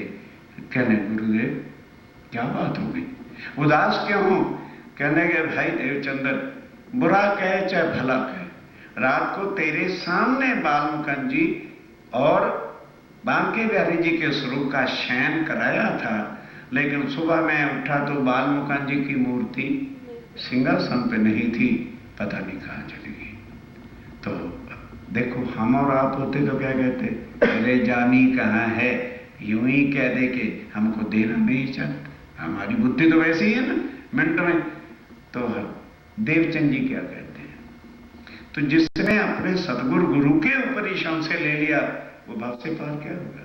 ध्यान देना, कहते हैं गुरुदेव, मैं आपको कहता था ना कि मैं अभी इस योग्य नहीं हुआ, मैं इस काबिल नहीं था, और फिर आप क्यों उदास हैं? ये तो मेरे कर्म ऐसे, या मेरे से उतनी नहीं निर्मलता लाई गई कि भगवान रुष्ट गए। आपने तो मुख से कह दिया कि ले जा, दे दिया, फिर आप क्यों उदास हैं? क्या लगे, नहीं देवचंद्र, मैं तेरी बुद्धि को जानता हूं, ये मेरे अंदर ही कोई अवगुण है, तू चिंता मत कर। जब तक मैं साक्षात बाल मुकुंद जी से बात नहीं कर लूंगा, तब तक मेरा खाना पीना बंद रहेगा। अनुशरण कर दिया। अब जाओ, हरदास जी ने नहीं खाया, पत्नी ने नहीं खाया, बच्चों ने नहीं खाया, और देवचंद जी ने भी नहीं खाया। अब सारा दिन तो बीत गया, रात को फिर बांके बिहारी जी का शयन करा दिया। देवचंद जी अपने ठीक समय पर फिर घर चले गए। अब हरदास जी सोए नहीं, अब किवाड़ को बंद कर दिया, वही चौखट पर ही बैठ के ध्यान धरने लगे कि हे मेरे बाल मुकुंद, क्या मेरे से पाप था प्रभु? मैंने कोई ऐसी दुष्टता ही नहीं की, निर्मल हृदय से मैं आपकी सेवा करता था।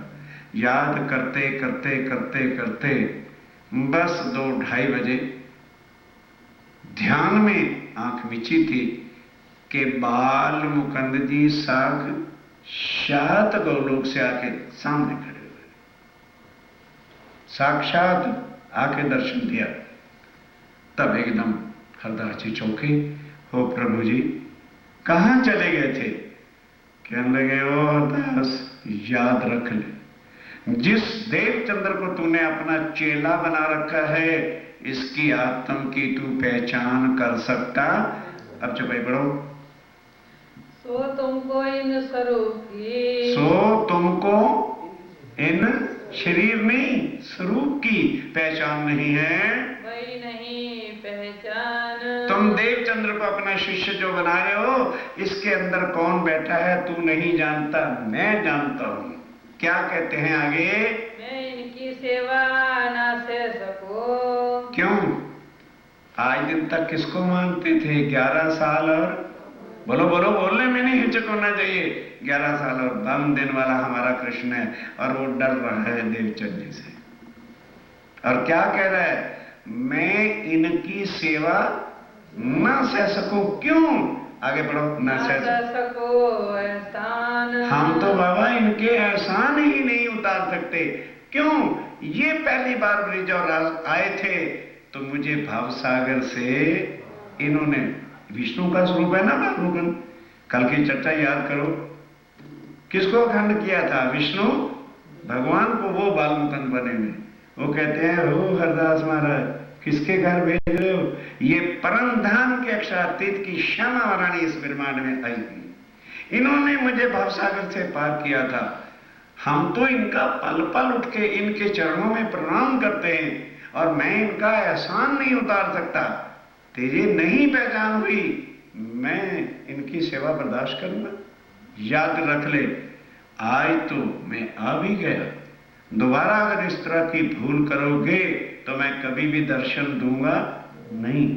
नंबर 2 सुन लो, अगर हरदास जी देवचंद्र जी नाराज हों या उनका दिल दुखे तो उनको मूर्ति पूजा कभी भी देनी नहीं। बांके बिहारी जी के वस्त्रों की सेवा दे देना, कि इस सेवा वस्त्रों की घर ले जावे, भले क्रिया से शरीर से भोग लगावे, पर इनको कहना कि चितवन कहाँ का करना है? नित वृंदावन का चितवन करें। ठीक है? कहने लगे फिर कि बताऊंगा कैसे? हरदास जी पूछ रहे हैं। कहने लगे देखो 3 बज गए हैं, और 3 बजे देवचंद्र जी उठ के रोज मंदिर में आते हैं। तुम आज उनको बताने के लिए चले जाओ कि फिर उन्होंने पूछा, महाराज तो बालमुकुंद जी का स्वरूप क्या है? कहने लगे बाबा कहाँ है? वो मूर्ति अंदर पड़ी हुई। तो कहने लगे प्रभु फिर आप नजर क्यों नहीं आए? इसलिए कि तुम मुझे देवचंद जी के घर पधराते थे, इसलिए मैं था सिंहासन पे, लेकिन तुम्हें नजर नहीं आया। आज मैं वही हूं, दरवाजा खोल के देख ले। अब तुम देवचंद जी को बताने जाना। तो देवचंद्र जी उधर से आ रहे होंगे। अब आज उनको चेला न समझना, क्योंकि आज दिन तक तो पहचान नहीं थी, और वो तुम्हारे पगे लगते थे, तुम्हारे चरणों में प्रणाम करते थे। अब क्या करना कि वो श्यामा महारानी के स्वरूप में गिर करके उनके चरणों पे पड़ जाना। वो हैरान तो हो जाएंगे, और तुम्हें पड़क से जो है दोनों हाथों से उभारेंगे, तो तुम्हारे सारे पाप, जो भूल से तुमने उनसे इतने सालों से सेवा कराई है, सब माफ हो जाएगी। अब देखो बस आज मैं जा रहा हूं। अब हरदास जी से बालमुकुंद जी विदा और चले गए अपने अखंड स्थान। हरदास जी उठे, मंदिर का किवाड़ खोला तो बालमुकुंद जी ज्यों के त्यों तो कह दिया था मेरी मूर्ति बांध रखी है। अब बंद किया दरवाजा और भागे देवचंद जी को बताने। तो देखा कि उधर से देवचंद जी आ रहे। देवचंद जी ने देखा कि 3 बजे आए, गुरुदेव क्यों आ रहे? अब देवचंद जी को अभी नहीं पता। तो अब हरदास जी ने सोचा कि आज इसने मुझे प्रणाम कर दिया तो मेरा तो बेड़ा गर्क हो जाएगा। अब ये देवचंद जी दूरी थे, तो आगे लपक करके घिसते हुए जाके उनके चरणों को पकड़ करके उनके चरणों पे शीश रख दिया। बोलो श्री प्राणनाथ। अब देवचंद जी एकदम हैरान हो गए, कहने लगे गुरुदेव गुरुदेव, आगे भगवान मेरे से नाराज हो गए थे, तो मुझे एक आश्रय था, अगर भगवान नरकों में डाल सकता है तो पूर्ण गुरु जो है वो भव से पार नरकों से निकाल सकता है। तो आप ही मेरे से रूठ गए, अब मुझे किसका सहारा? कहने लगे देवचंद्र, तू ये बातें मत कर, मैंने तुम्हारे स्वरूप की पहचान नहीं की थी।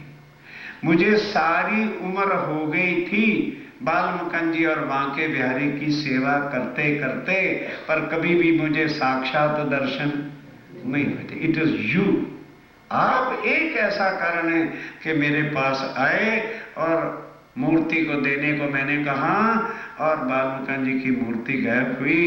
तो आज मैं उनके ध्यान में मगन बैठा था तो उन्होंने मुझे साक्षात दर्शन दिए, आपके स्वरूप की पहचान कराई और मूर्ति भगवान की ज्यों की त्यों है। हरदास जी से पूछा देवचंद जी ने, मूर्ति है वहां? अरे बाबा तू मंदिर में चल जा, अगर मेरे पर विश्वास नहीं है। मंदिर में ले गए और जाके मूर्ति के दर्शन हुए तो देवचंद जी को भी जरा सांस आया। कह लगे देखो अब शांति नहीं, घर जाओ, वही पालकी लेके आओ, मैं तुम्हें बांके बिहारी जी के वस्त्र, बागा वस्त्र और मुरली उनकी और पीताम्बर दे दूंगा। अब जो सुंदर साज आज भी हमारे वांसड़ी बागी गई रेत वांसड़ी सिंहासन पे रखी हुई, ये किसके वस्त्र हैं? बांके, बोलो ये किसके वस्त्र हैं? बांके बिहारी के वस्त्र हैं। अक्षातीत पारब्रह्म के वस्त्रों में कोई बांसुरी नहीं। पढ़ो श्रृंगार। लेकिन आज सुंदर साथ को कहे, ओ बाबा प्राणनाथ जी के स्वरूप पे बांसुरी मत रखो, पर 400 साल से कानूड़ा और बांसुरी जो अंदर घुसी हुई है निकाले को। अब वाणी से सुनो, कोई मैं नहीं कह रहा, ये वाणी अक्षातीत के अपने मुखारबिंद की लिखी हुई।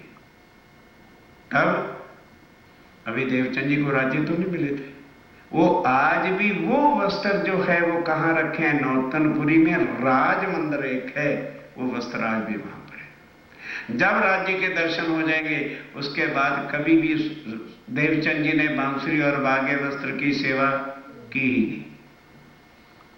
ही नहीं, कभी नहीं की। अब वो क्या करते हैं? वो ले गए घर, ध्यान दो, अब जा करके वो वस्त्र एक पालकी में सजा दिए, मुरली वगैरह ऐसे कि जैसे बांके बिहारी सजा के भोग बनावे अपने हाथ से, गोपी भाव से खुद भोग लगावे, बनावे और रखे। अब दुनिया वाले लीलबाई को ताना माने, क्यों? देवचंद जी खुद पानी लेने जावे, खुद झाड़ू लगावे, गोबरी फेरे, भोग बनावे और रखें। दुनिया वाले लीलबाई को कहते, अरे लीलबाई क्या तेरी माँ ने तुझे भोजन बनाना नहीं सिखाया? क्या तेरी माँ ने झाड़ू, क्यों? लड़की काम ना करे तो पिटती तो माँ ही है कि माँ ने नहीं सिखाया। उसी तरह से इनको वो करें। अब आखिर तंग होकर लीलबाई देवचंद जी से आके कहती है कि पतिदेव, आप कहते हो कि ये सेवा मैं तुम्हें नहीं दूंगा और तुम मेरे माता पिता की सेवा करो, मैं तो वैसा ही करती हूं, पर दुनिया वाले तो मुझे काट के खा गए हैं, इसलिए कुछ सेवा तो मुझे दे दो। देवचंद्र कहते हैं, लीलबाई सेवा भाव से होती है। सेवा किससे होती है? भाव से। और भाव कब आते हैं? जब स्वरूप की पहचान के बिना कौन किसको पानी भी नहीं पूछता है। तो तुझे इन स्वरूप की पहचान नहीं है, इसलिए तेरे दिल में कभी भी सेवा का भाव आ नहीं सकता। यदि देखा देखी कभी कुछ काम करते हुए, ध्यान दो सुंदरदास जी, दिल दुख गया तो फिर सेवा काहे की है? लानत है, धिक्कार है। जैसे क्या है, रोज 5 बजे उठे, भाई भोग लगा भाई सब कुछ कर, एक बार कह दो जीवन का किया नष्ट।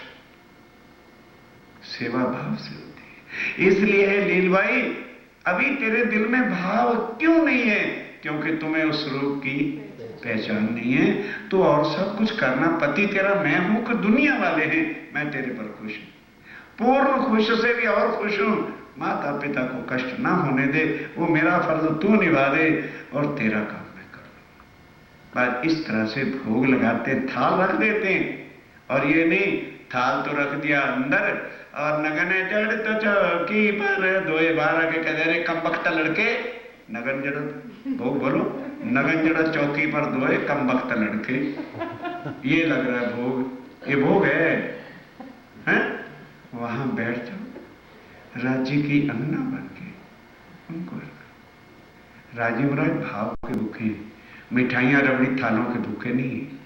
तो वो देवचंद जी समझा रहे हैं कि तेरे अंदर वो भाव नहीं है, क्योंकि तुम्हें स्वरूप की पहचान है। इसलिए तू माता पिता का शरीरक मेरा तेरा संबंध सेवा कर, मैं तेरे पे खुश हूं, तो दुनिया की परवाह न कर। अब रखते हैं थाल, और चितवन कहाँ का करते हैं? योग माया के अखंड वृंदावन का। अब करते करते हम तो चितवन करने बैठेंगे ना, पहले दिन ही नान, अजय हमारा तो ध्यान गया नहीं, क्या रखा है चितवन में? कोई गाजर मूली है एक दिन में लग जाए? मन चित्त जब एकाग्र हो, सच्ची लगन हृदय में हो, निश्चय करके यही बैठे हुए परम धाम दिखता है। कौन कहता है नहीं दिखता? दिखता है। राजी का स्वरूप दिखता है, उनका श्रृंगार दिखता है, वो अनुभव में आते हैं, बिल्कुल आते हैं। करके देखो। अब देवचंद जी करते करते करते एक दिन क्या देखा, क्योंकि वो सखी भाव से करते थे, और कि मैं राधिका रानी हूं, और वो उसी गौलोक में पहुंच गए अखंड में। और गए तो आगे यशोदा, और वो तो अखंड हो चुका, ब्रिज गोकुल और मथुरा अखंड हो चुके हैं ना। चितवन में देखा कि यशोदा जी बैठे, और ये वहां पहुंचे, देखा तो वो अपनी दासियों से वही लीला ब्रिज वाली जो मक्खन उठाना वगैरह कर रहे थे। अब उन्होंने देखा यशोदा मैया ने कि वो ये राधिका इस चितवन में, प्रैक्टिकली शरीर तो वही भोजनगर में बैठा हुआ है। तो अब चितवन में ही वो देखा, और अंदर गए तो उन्होंने कहा आओ राधिका रानी। कहने लगे जी मैंने श्री कृष्ण जी से मिलना। कहने लगे ये बता, कभी नटखटिया घर भी बैठते हैं, वो जमुना तट पे होंगे। अब ध्यान देना सुंदर साहब जी, कृष्ण प्रणामी कितने के कृष्णों को अपना बनाना चाहते हैं, ध्यान दो वाणी के हिसाब से। कहने लगे वो वन में अपनी टोली में खेल रहे होंगे जमुना तट पे, वहां चले जा, और वहीं आज क्या करना, ये 2 टोकरी मिठाई भी लेते जाओ, वहां मिल के खा लेना। मैंने कहा जी अच्छा। चितवन के अंदर ही टोकरी लेकर के आगे बढ़े तो देखा तो वहां ग्वाल वालों की मंडलियां खेल रही हैं। कोई मंडली कोई खेल क्रीड़ा कर रही है, कोई कुछ कर रही है, कोई कुछ कर रही है। तो उन्होंने देखा और पूछा जी आपने किससे मिलना है? कहने लगे जी मैंने कृष्ण जी से मिलना है। कहने लगे भाई किस कृष्ण से मिलना है? हमारी मंडली में तो 4 कृष्ण तो यही है, इस लड़के का नाम भी कृष्ण है, इसका नाम भी कृष्ण है, इसका नाम भी कृष्ण है, कोई विशेष पहचान करवाओ किस कृष्ण से मिलना है। तो कहने लगे जी जिनके पिताश्री का नाम नंद बाबा है।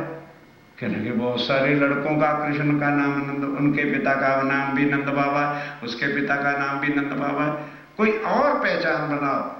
तो कहने लगे जी जिनकी माता जी का नाम यशोदा मैया है, तब वो बांके बिहारी जो थे श्री कृष्ण, वो कहते हैं तो फिर इधर आ जाओ, फिर मैं ही। अब चले गए। उस दिन ध्यान दो, जैसे लोग पिकनिक पे बच्चे जाते हैं तो कुछ ना कुछ विशेष खाने को ले जाते हैं, उस दिन बांके बिहारी जी की मंडली वालों ने क्या बनाया थी? घुघरी। घुघरी का भोग बनाया था खाने के लिए, आज घुघरियां खाएंगे। तो उबाल करके पका करके छान रहे थे, पानी निकाल दिया जाता है, बाद में दूध और शक्कर डाल देते तो घुघरियां तैयार हो जाती है। इतने में बस उन्होंने बिठाया, बड़े प्यार के साथ घुघरी बन के तैयार हो चुकी थी, और 2 टोकरी जो थी वो भी रख दी। अब परोसने वाले आए तो कहने लगे देखो भाई हम हैं तो 2 पत्तल एक रखो। एक एक पत्तल सबको परोस दिया गया। चितवन में देख रहे हैं, और देखना कैसे दिखता है चितवन में, ये तो बांके बिहारी जी का चितवन है, और हमने वहां चितवन करना है जिस धनी से हम कभी भी जुदा हो नहीं सकते, उनके चरणों के तले बैठे हुए हैं। तो क्या हुआ, अब परोसने वाले आते तो एक एक हिस्सा देते, अरे लड़के दिखता नहीं, हम 2 जने रखो यहाँ पे 2। तो इस तरह से मेवा मिठाई और घुघरी सब सामान ले लिया। अब श्री कृष्ण कन्हैया राधिका जी से कहते हैं आप खाइए ना।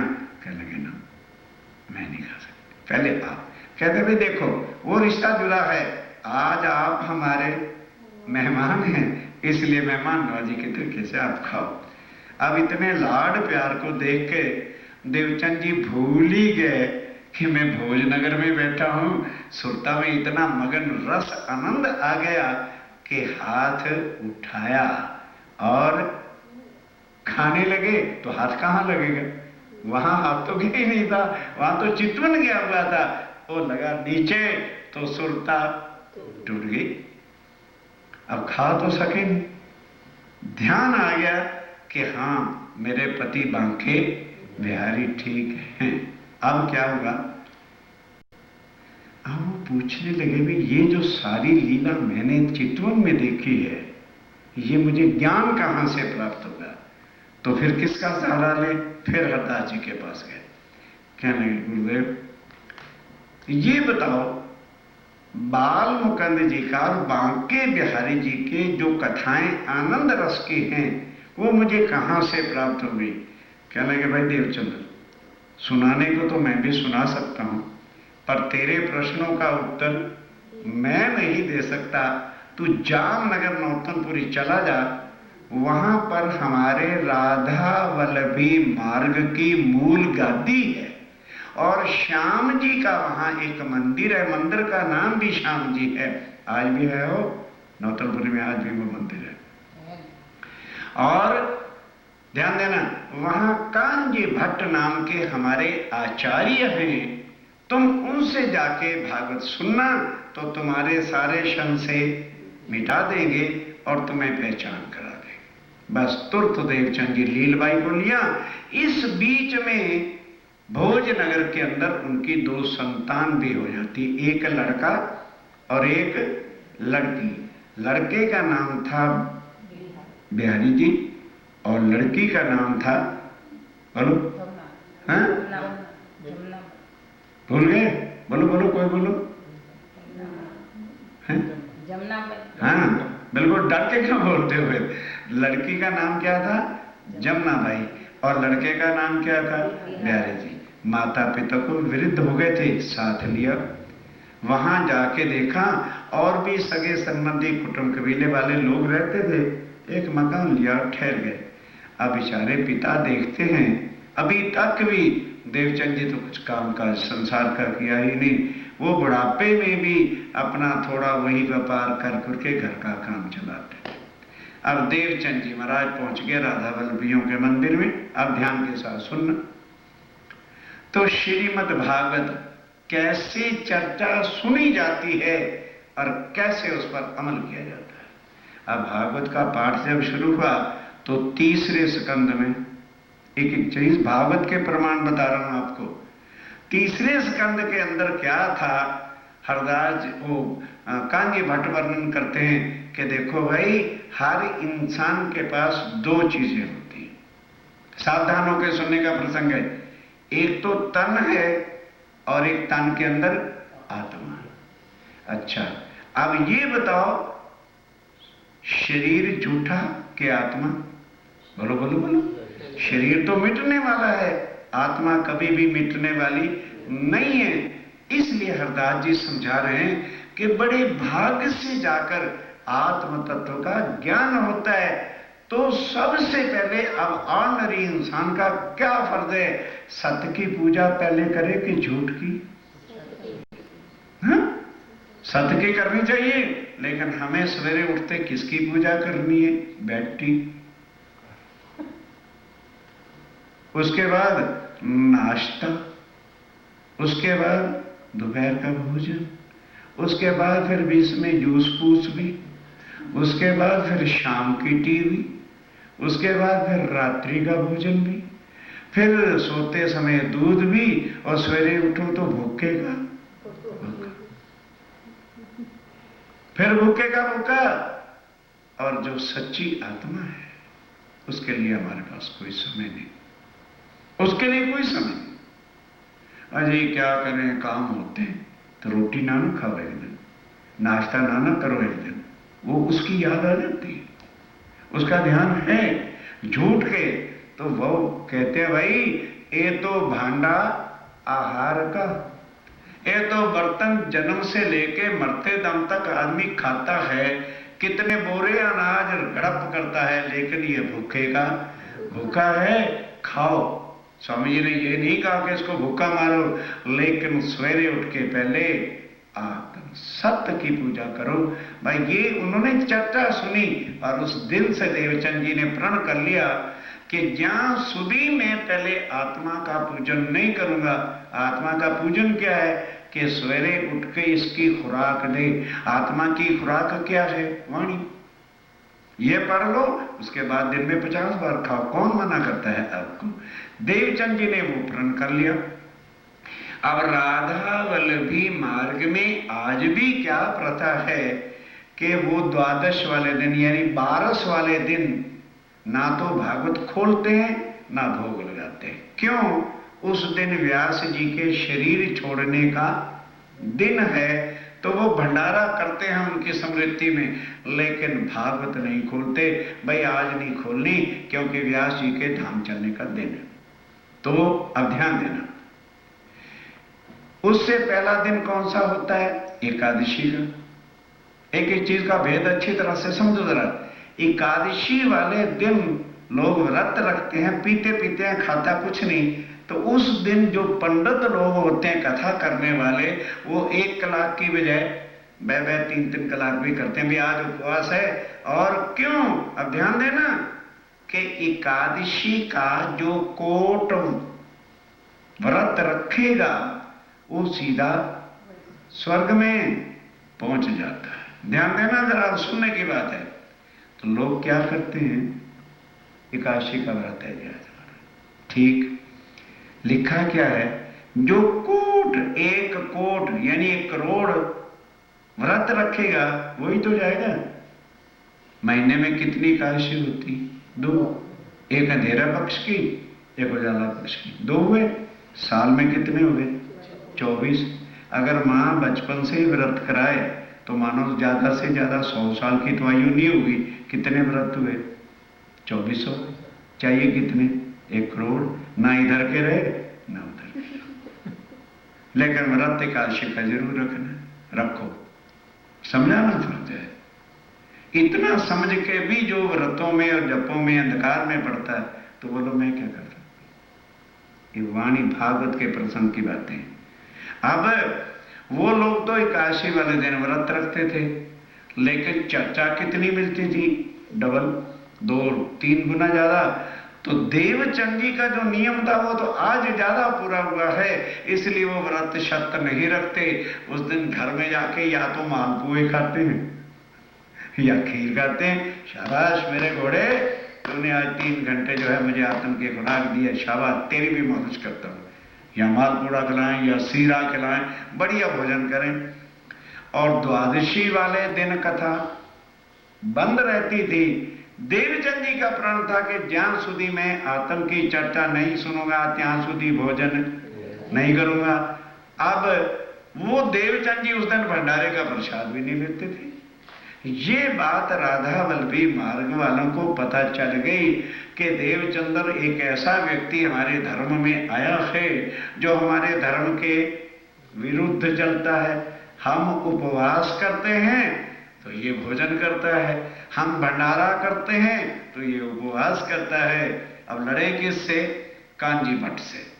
सारे राधा वल्लभी मार्ग के ट्रस्टी, क्योंकि ट्रस्टियों की जरा ज्यादा नाक लंबी होती है, वो जाकर के पकड़ते हैं हरदास जी को। कहने के हरदास जी महाराज, हमको क्या नाम? कांजी भट्ट को। कहे कांजी भट्ट, आप ये बताओ कि एक धर्म के अंदर क्या 2-2 रीतियां भी सिखाई जाती? अब कांजी भट्ट हैरान, भाई एक ही भागवत है, वही मैं खोल के सबको बताता हूं। कह लेंगे फिर खोल के बताते हो तो देवचंद जी को क्या बता रखा है? हमें कहते हो एकादशी का व्रत रखो और उनको कहते हैं काशी वाले दिन मालपुड़े और सीरा और खीर खाया करो। हमें कहते हो द्वादश वाले दिन व्यास जी की स्मृति में जो है तुम भंडारा किया करो, और देवचंद जी को कह रखा उस दिन प्रसादी ना ले। तो जो हमारे धर्म में व्यास जी के भंडारे का प्रसाद नहीं लेता उसको हम धर्म में नहीं रखेंगे, हम निकाल देंगे उसको मंदिर से। हरदास जी कहते हैं भाई तुम क्या कह रहे हो? कि नहीं कहना क्या है, देवचंद्र तुम्हारा ऐसा ही करता है। कहते अच्छा, अव्वल तो मेरा दिल मानता नहीं कि देवचंद्र जी भागवत के विरुद्ध करते हों, पर तुम सब कहते हो, मैं उस पर को भी झूठा नहीं कहता। अभी देवचंद जी आते ही होंगे तो मैं तुम्हारे सामने पूछ के भैया बता देता हूं।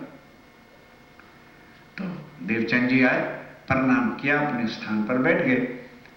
तो कांजी भट्ट ने पूछा, देवचंद, कहते जी ये बताओ कि ये जो कुछ लोग कहते हैं ये सच है क्या? कहने लगे जी क्या कहते हैं? कहते हैं कि एकादशी वाले दिन तुम व्रत नहीं रखते और द्वादश वाले दिन, 12 वाले दिन व्यास जी का भंडारा होता है, उस दिन तुम प्रसाद नहीं लेते। तो कहते हैं जी मैं तो भागवत के अनुसार करता हूं। तो सारे जो ट्रस्टी जन थे कहने लगे, हाँ केवल तू, मतलब टांट कसते कि तुम ही एक भागवत को जान गए हो, हैं? बाकी इतना संसार और हमारे बाप दादा, क्योंकि हम किसके पुण्य ले बैठे, बाप दादा ने जो है मंदिर बनाया, पर मेरे दादा का नेम प्लेट लगा हुआ है, पर मेरे दादा ने ये चौखट बनवाया था, उसको ही रोकते रह जाएंगे। तो आज दिन तक कोई विरला भागवत के अर्थ समझ सका है, और भाई तेरे जैसा तो कोई ज्ञानी नहीं उस टांट कस रहे, कोई एक श्लोक का अर्थ नहीं पा सका। तू तो जैसे एक वृक्ष की टहनी और टहनी के पत्ते होते हैं ना, तो उसी तरह से एक एक पत्ते पे घुमा, अर्थात तू भागवत के एक एक श्लोक को जानता है, तू एक एक स्कंद को, अध्याय को जानता है, तेरे जैसा ज्ञानी कौन हो सकता? देवचंद जी चुप। कहते हैं भाई मैं तुम्हारे मंदिर में आता हूं और भोजनगर से केवल इसका भेद समझने आया हूं। भले तुम कुछ भी हो, कुछ भी कह लो, वो तुम्हारा अपना बड़ापन है। और अगर ऐसी बात है, भागवत ग्रंथ तुम्हारा है, मंदिर तुम्हारा है, तुम्हारे बाप दादाओं ने बताया है, तो पहले ये बता दो मुझे कि ये भागवत ग्रंथ एक नाटक लिखा हुआ है या सत्य ग्रंथ इसको मानते हो? ये कोई नावल है या एक ट्रुथ ग्रंथ है? पहले तो ये बताओ, क्यों इसकी पूजा करते हो अगर ये झूठा ग्रंथ है? तो कहते हैं, वो सब ने उत्तर दिया, भाई कौन कहता है, हम इसको सच्चा ग्रंथ मान के इसकी पूजा करते हैं। तो कहने लगे फिर कांजी भट्ट जरा तीसरा स्कंद खोलो। आपने पहले ही पाठ में मुझे बताया था कि आत्मा सत्य है और देह झूठी है। जब तक आत्मा की खुराक भागवत की वाणी ना सुन लिया जाए, तब तक किसी इंसान को भी खाना नहीं चाहिए। मैं उस दिन से प्रण कर लिया, एकादशी वाले दिन हे कांजी भट्टा मुझे 3 गुना चर्चा सुनाते हो। जब मेरी आत्मा की सच्ची खुराक आगे से 3 टाइम ज्यादा मिल गई, तो झूठे शरीर ने क्या कसूर किया कि हम उसको भूखों मारे? इसलिए मैं घर जाके मालपुड़े खाता हूं, सीरा खाता हूं, खीर पकवान खाता हूं, क्योंकि मेरे शरीर ने मेरा सहायता दिया, मुझे मदद दिया कि मैं बैठ के चर्चा सुनता रहा। और फिर बात यह है कि 12 वाले दिन, क्योंकि भागवत सुनने का एक भी शब्द प्राप्त, जब मेरी आत्मा की खुराक 12 वाले दिन नहीं मिलती तो फिर मैं क्या करूं? अब बताओ मैं भागवत के अनुसार करता हूं कि नहीं? तब कांजी भट्ट ने, आप ट्रस्टी चुप, जब वो करता ग्रंथ के हिसाब से है तो फिर कांजी भट्ट ने कहा, दो आप इसका उत्तर भाई, मेरे गले तुम पढ़ते थे, दो भागवत को कहो कि एक नावल है या एक रफ बुक है, तो लगन से भागवत के अनुसार चलता है। तब सबने कहा, देवचंद्र हमें क्षमा कर देना, जहां तेरी बुद्धि है भाई हम नहीं पहुंच सकते। आप ध्यान देना, कभी कदाच, अव्वल तो देवचंद जी आए ही इसी काम के लिए थे नौतनपुरी, लेट होते ही नहीं थे, पर इंसान है, कभी 1-2 मिनट आगे पीछे हो भी जाए, चुपचाप रहना। फिर जब भागवत का पाठ खत्म हो जाना तो कांजी भट्ट के घर जाना, जाके कहना, जी मेरे आने से पहले आज एक श्लोक का अर्थ हो गया था, कृपा करके वो मुझे समझा दो ताकि मेरे लिंक में कोई भेद ना आए। तो फिर कांजी भट्ट दोबारा भागवत बदलाते, फिर उसको समझाते तो उनका आधा पौन घंटा वेस्ट हो जाता। और वो कोई भागवत को ही रोजी अपनी नहीं बना रखी थी, वो आकर के कहते क्या है, मैं तो भी अपने श्याम सुंदर को रिझाने के लिए भागवत पढ़ता हूं, मेरा कोई ये धंधा नहीं है। इसलिए हे देवचंद, अरे भाई अब आधा घंटा मेरा यहां लगेगा तो मेरे धंधे में लेट हो जाता है, अब जब तक तुम आ नहीं जाया करोगे तब तक मैं भागवत शुरू ही नहीं करूंगा। ऐसा कांजी भट्ट का भी नियम हो गया। अब क्या होता है, 14 वर्ष तक बकायदा भागवत सुनते रहे पर अक्षरातीत की प्राप्ति नहीं, क्योंकि भागवत ग्रंथ सब ग्रंथों से ऊंचा कहा हम मानते हैं। क्यों? जो बातें वेद में नहीं हैं, जो बातें गीता में नहीं हैं, जो बातें शास्त्र पुराणों में नहीं है, क्योंकि वेद शास्त्र पुराण और गीता निराकार से आगे का ज्ञान नहीं देते, और भागवत जो है वो योग माया का अखंड लीला का ज्ञान देते हैं। इसलिए भागवत सब ग्रंथों से आगे है, ओनली फॉर दिस, कि वो निराकार से आगे का ज्ञान अखंड वृंदावन का देता है, लेकिन अक्षर और अक्षरातीत का ज्ञान उसमें नहीं।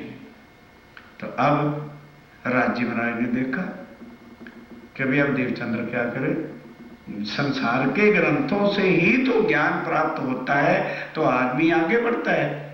तब अब राज्य महाराज ने सोचा कि ये सारे ग्रंथ तो योग माया तक तो भागवत आ गई, अब उससे आगे परे का जो ज्ञान है वो दुनिया में आया ही नहीं, तो लाके कौन देगा?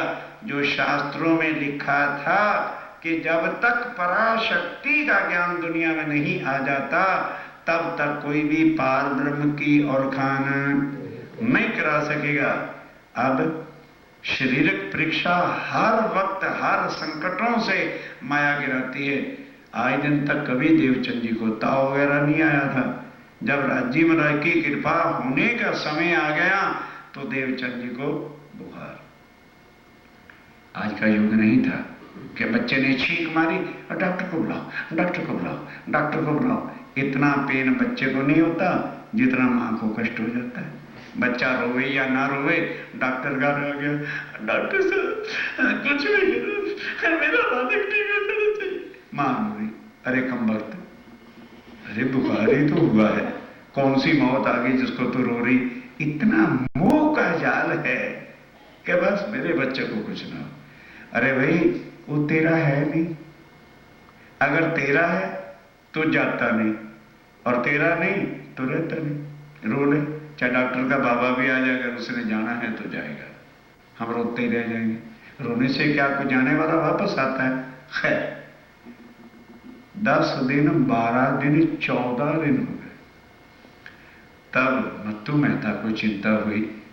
तब कहीं जाके आफ्टर 14 डेज उन्होंने वैद्य को बुलाया। उस समय डॉक्टर वॉक्टर तो होते नहीं थे। वैद्य आया, उसने नाड़ी देखी, कहने कोई घबराने वाली बात नहीं है, सर्द गर्म हो गया है, मैं काढ़ा देता हूं, उसको उबाल के छान के थोड़ा हल्का नमक डाल के पिला देना, पर यह बात है कि इसको हवा नहीं लगनी चाहिए काढ़े के बाद, क्योंकि अगर वो काढ़ा पिलाने के बाद हवा लगेगी तो फिर काम गड़बड़ हो सकता है, सीरियस केस हो सकता है। तो मां पास खड़ी थी, कहने लगे वैद्य साहब ये तुमने क्या कह दिया कि हवा ना लगे? ये तो भागवत तो सुनने जाएगा ही जाएगा, ये रुकने वाला नहीं। तो वैद्य ने कहा ओ बाबा ला मेरी पड़िका वापस करो, तुम इसको पिला दोगे और इसको लगी वायु और कुछ होगी डेथ वेट तो मेरा तो धंधा सारे गांव में बंद हो जाएगा। कौन है उस वैद्य की दवाई ना लेना, उसकी दवाई से तो वो मर गया था, मेरा तो रोजगार ही बंद हो जाएगा। तब मत्तू मेहता जी ने कहा वैसा मैं हूं ना, इसको पिलाऊंगा और जाने नहीं दूंगा, जाएगा तो किवाड़ में रूमूद करके रख दूंगा। ठीक वह चला गया। अब माता जी ने काढ़ा वाला पिलाया, पिला के दे दिया। अब देवचंद जी ने सुन लिया था कि भी हवा नहीं लगना चाहिए, तो एक चद्दर ली, सिर पे कान पे गर्दन पे खूब खींच के बांध ली और दूसरी चद्दर ऊपर से ओढ़ ली। अब लगे चलने के लिए तैयार। मत्तू मेहता कहता है, देवचंद्र तू बचपन से जो दिमाग में जिद ले लेता है, अरे बाबा 40 साल तक तो तुझे होगी भागवत सुनते सुनते, तुझे भगवान नहीं मिला और एक दिन नहीं जाएगा तो तेरा भगवान की भाग जाएगा, आज नहीं जाने देना तुम्हें। बस उसको अंदर बंद कर दिया कमरे में, मां पास थी, बाहर से किवाड़ बंद। आज भी वो रूम नौतनपुरी में है जहां देवचंद जी को मुंडा गया था। खैर, अब देवचंद जी कटु वचनों के साथ माता पिता को कहते हैं, ओ बाबा, किस शरीर को रखना चाहते हो, मैं अभी नहीं मरने वाला, और क्योंकि मेरा लक्ष्य भी पूरा हुआ नहीं, तो चिंता मत करो। पर पिता जानते ही नहीं थे इस ज्ञान को। तब देवचंद ने एकदम आवेश में आए और धार से शरीर बेहोश होकर गिर गया और आंखें फिर गई। अब मां पास है, भले बेटा 40 साल का नहीं कितने का भी हो जाए, मां के वास्ते तो बेटा ही है ना। अब वो लेके गोदी में लगी रोने, क्योंकि देवचंद जी की आंखें फिर गई, बेहोश हो गए।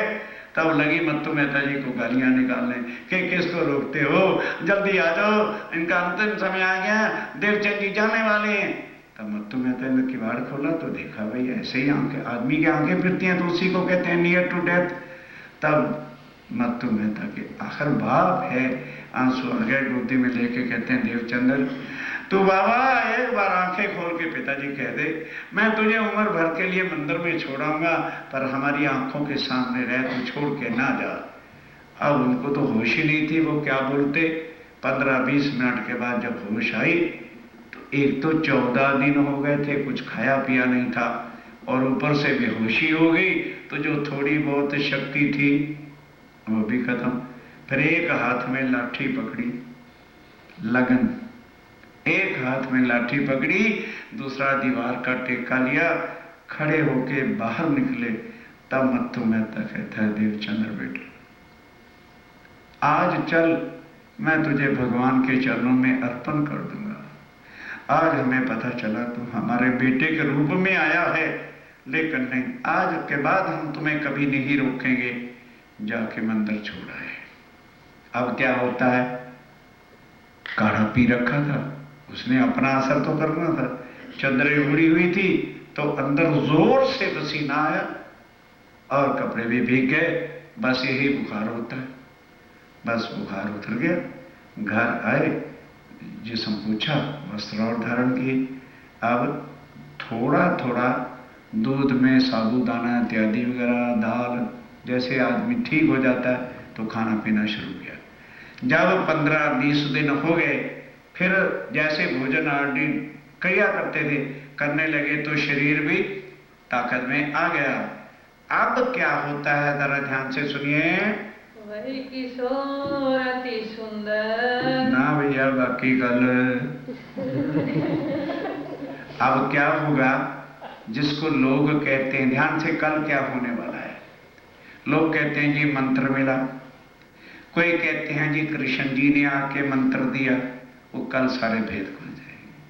साक्षात अक्षरातीत पूर्ण ब्रह्म सच्चिदानंद देवचंद जी के सामने आकर के खड़े होंगे और आपस में उनकी वार्ता होगी और धनी से उनका मिलन होगा। उसको कहते हैं तारतम्य ज्ञान। वो कल को सारा प्रसंग और एक एक चौपाई का अर्थ आपके सामने रखा जाएगा। बोलो श्री प्राणनाथ प्यारे।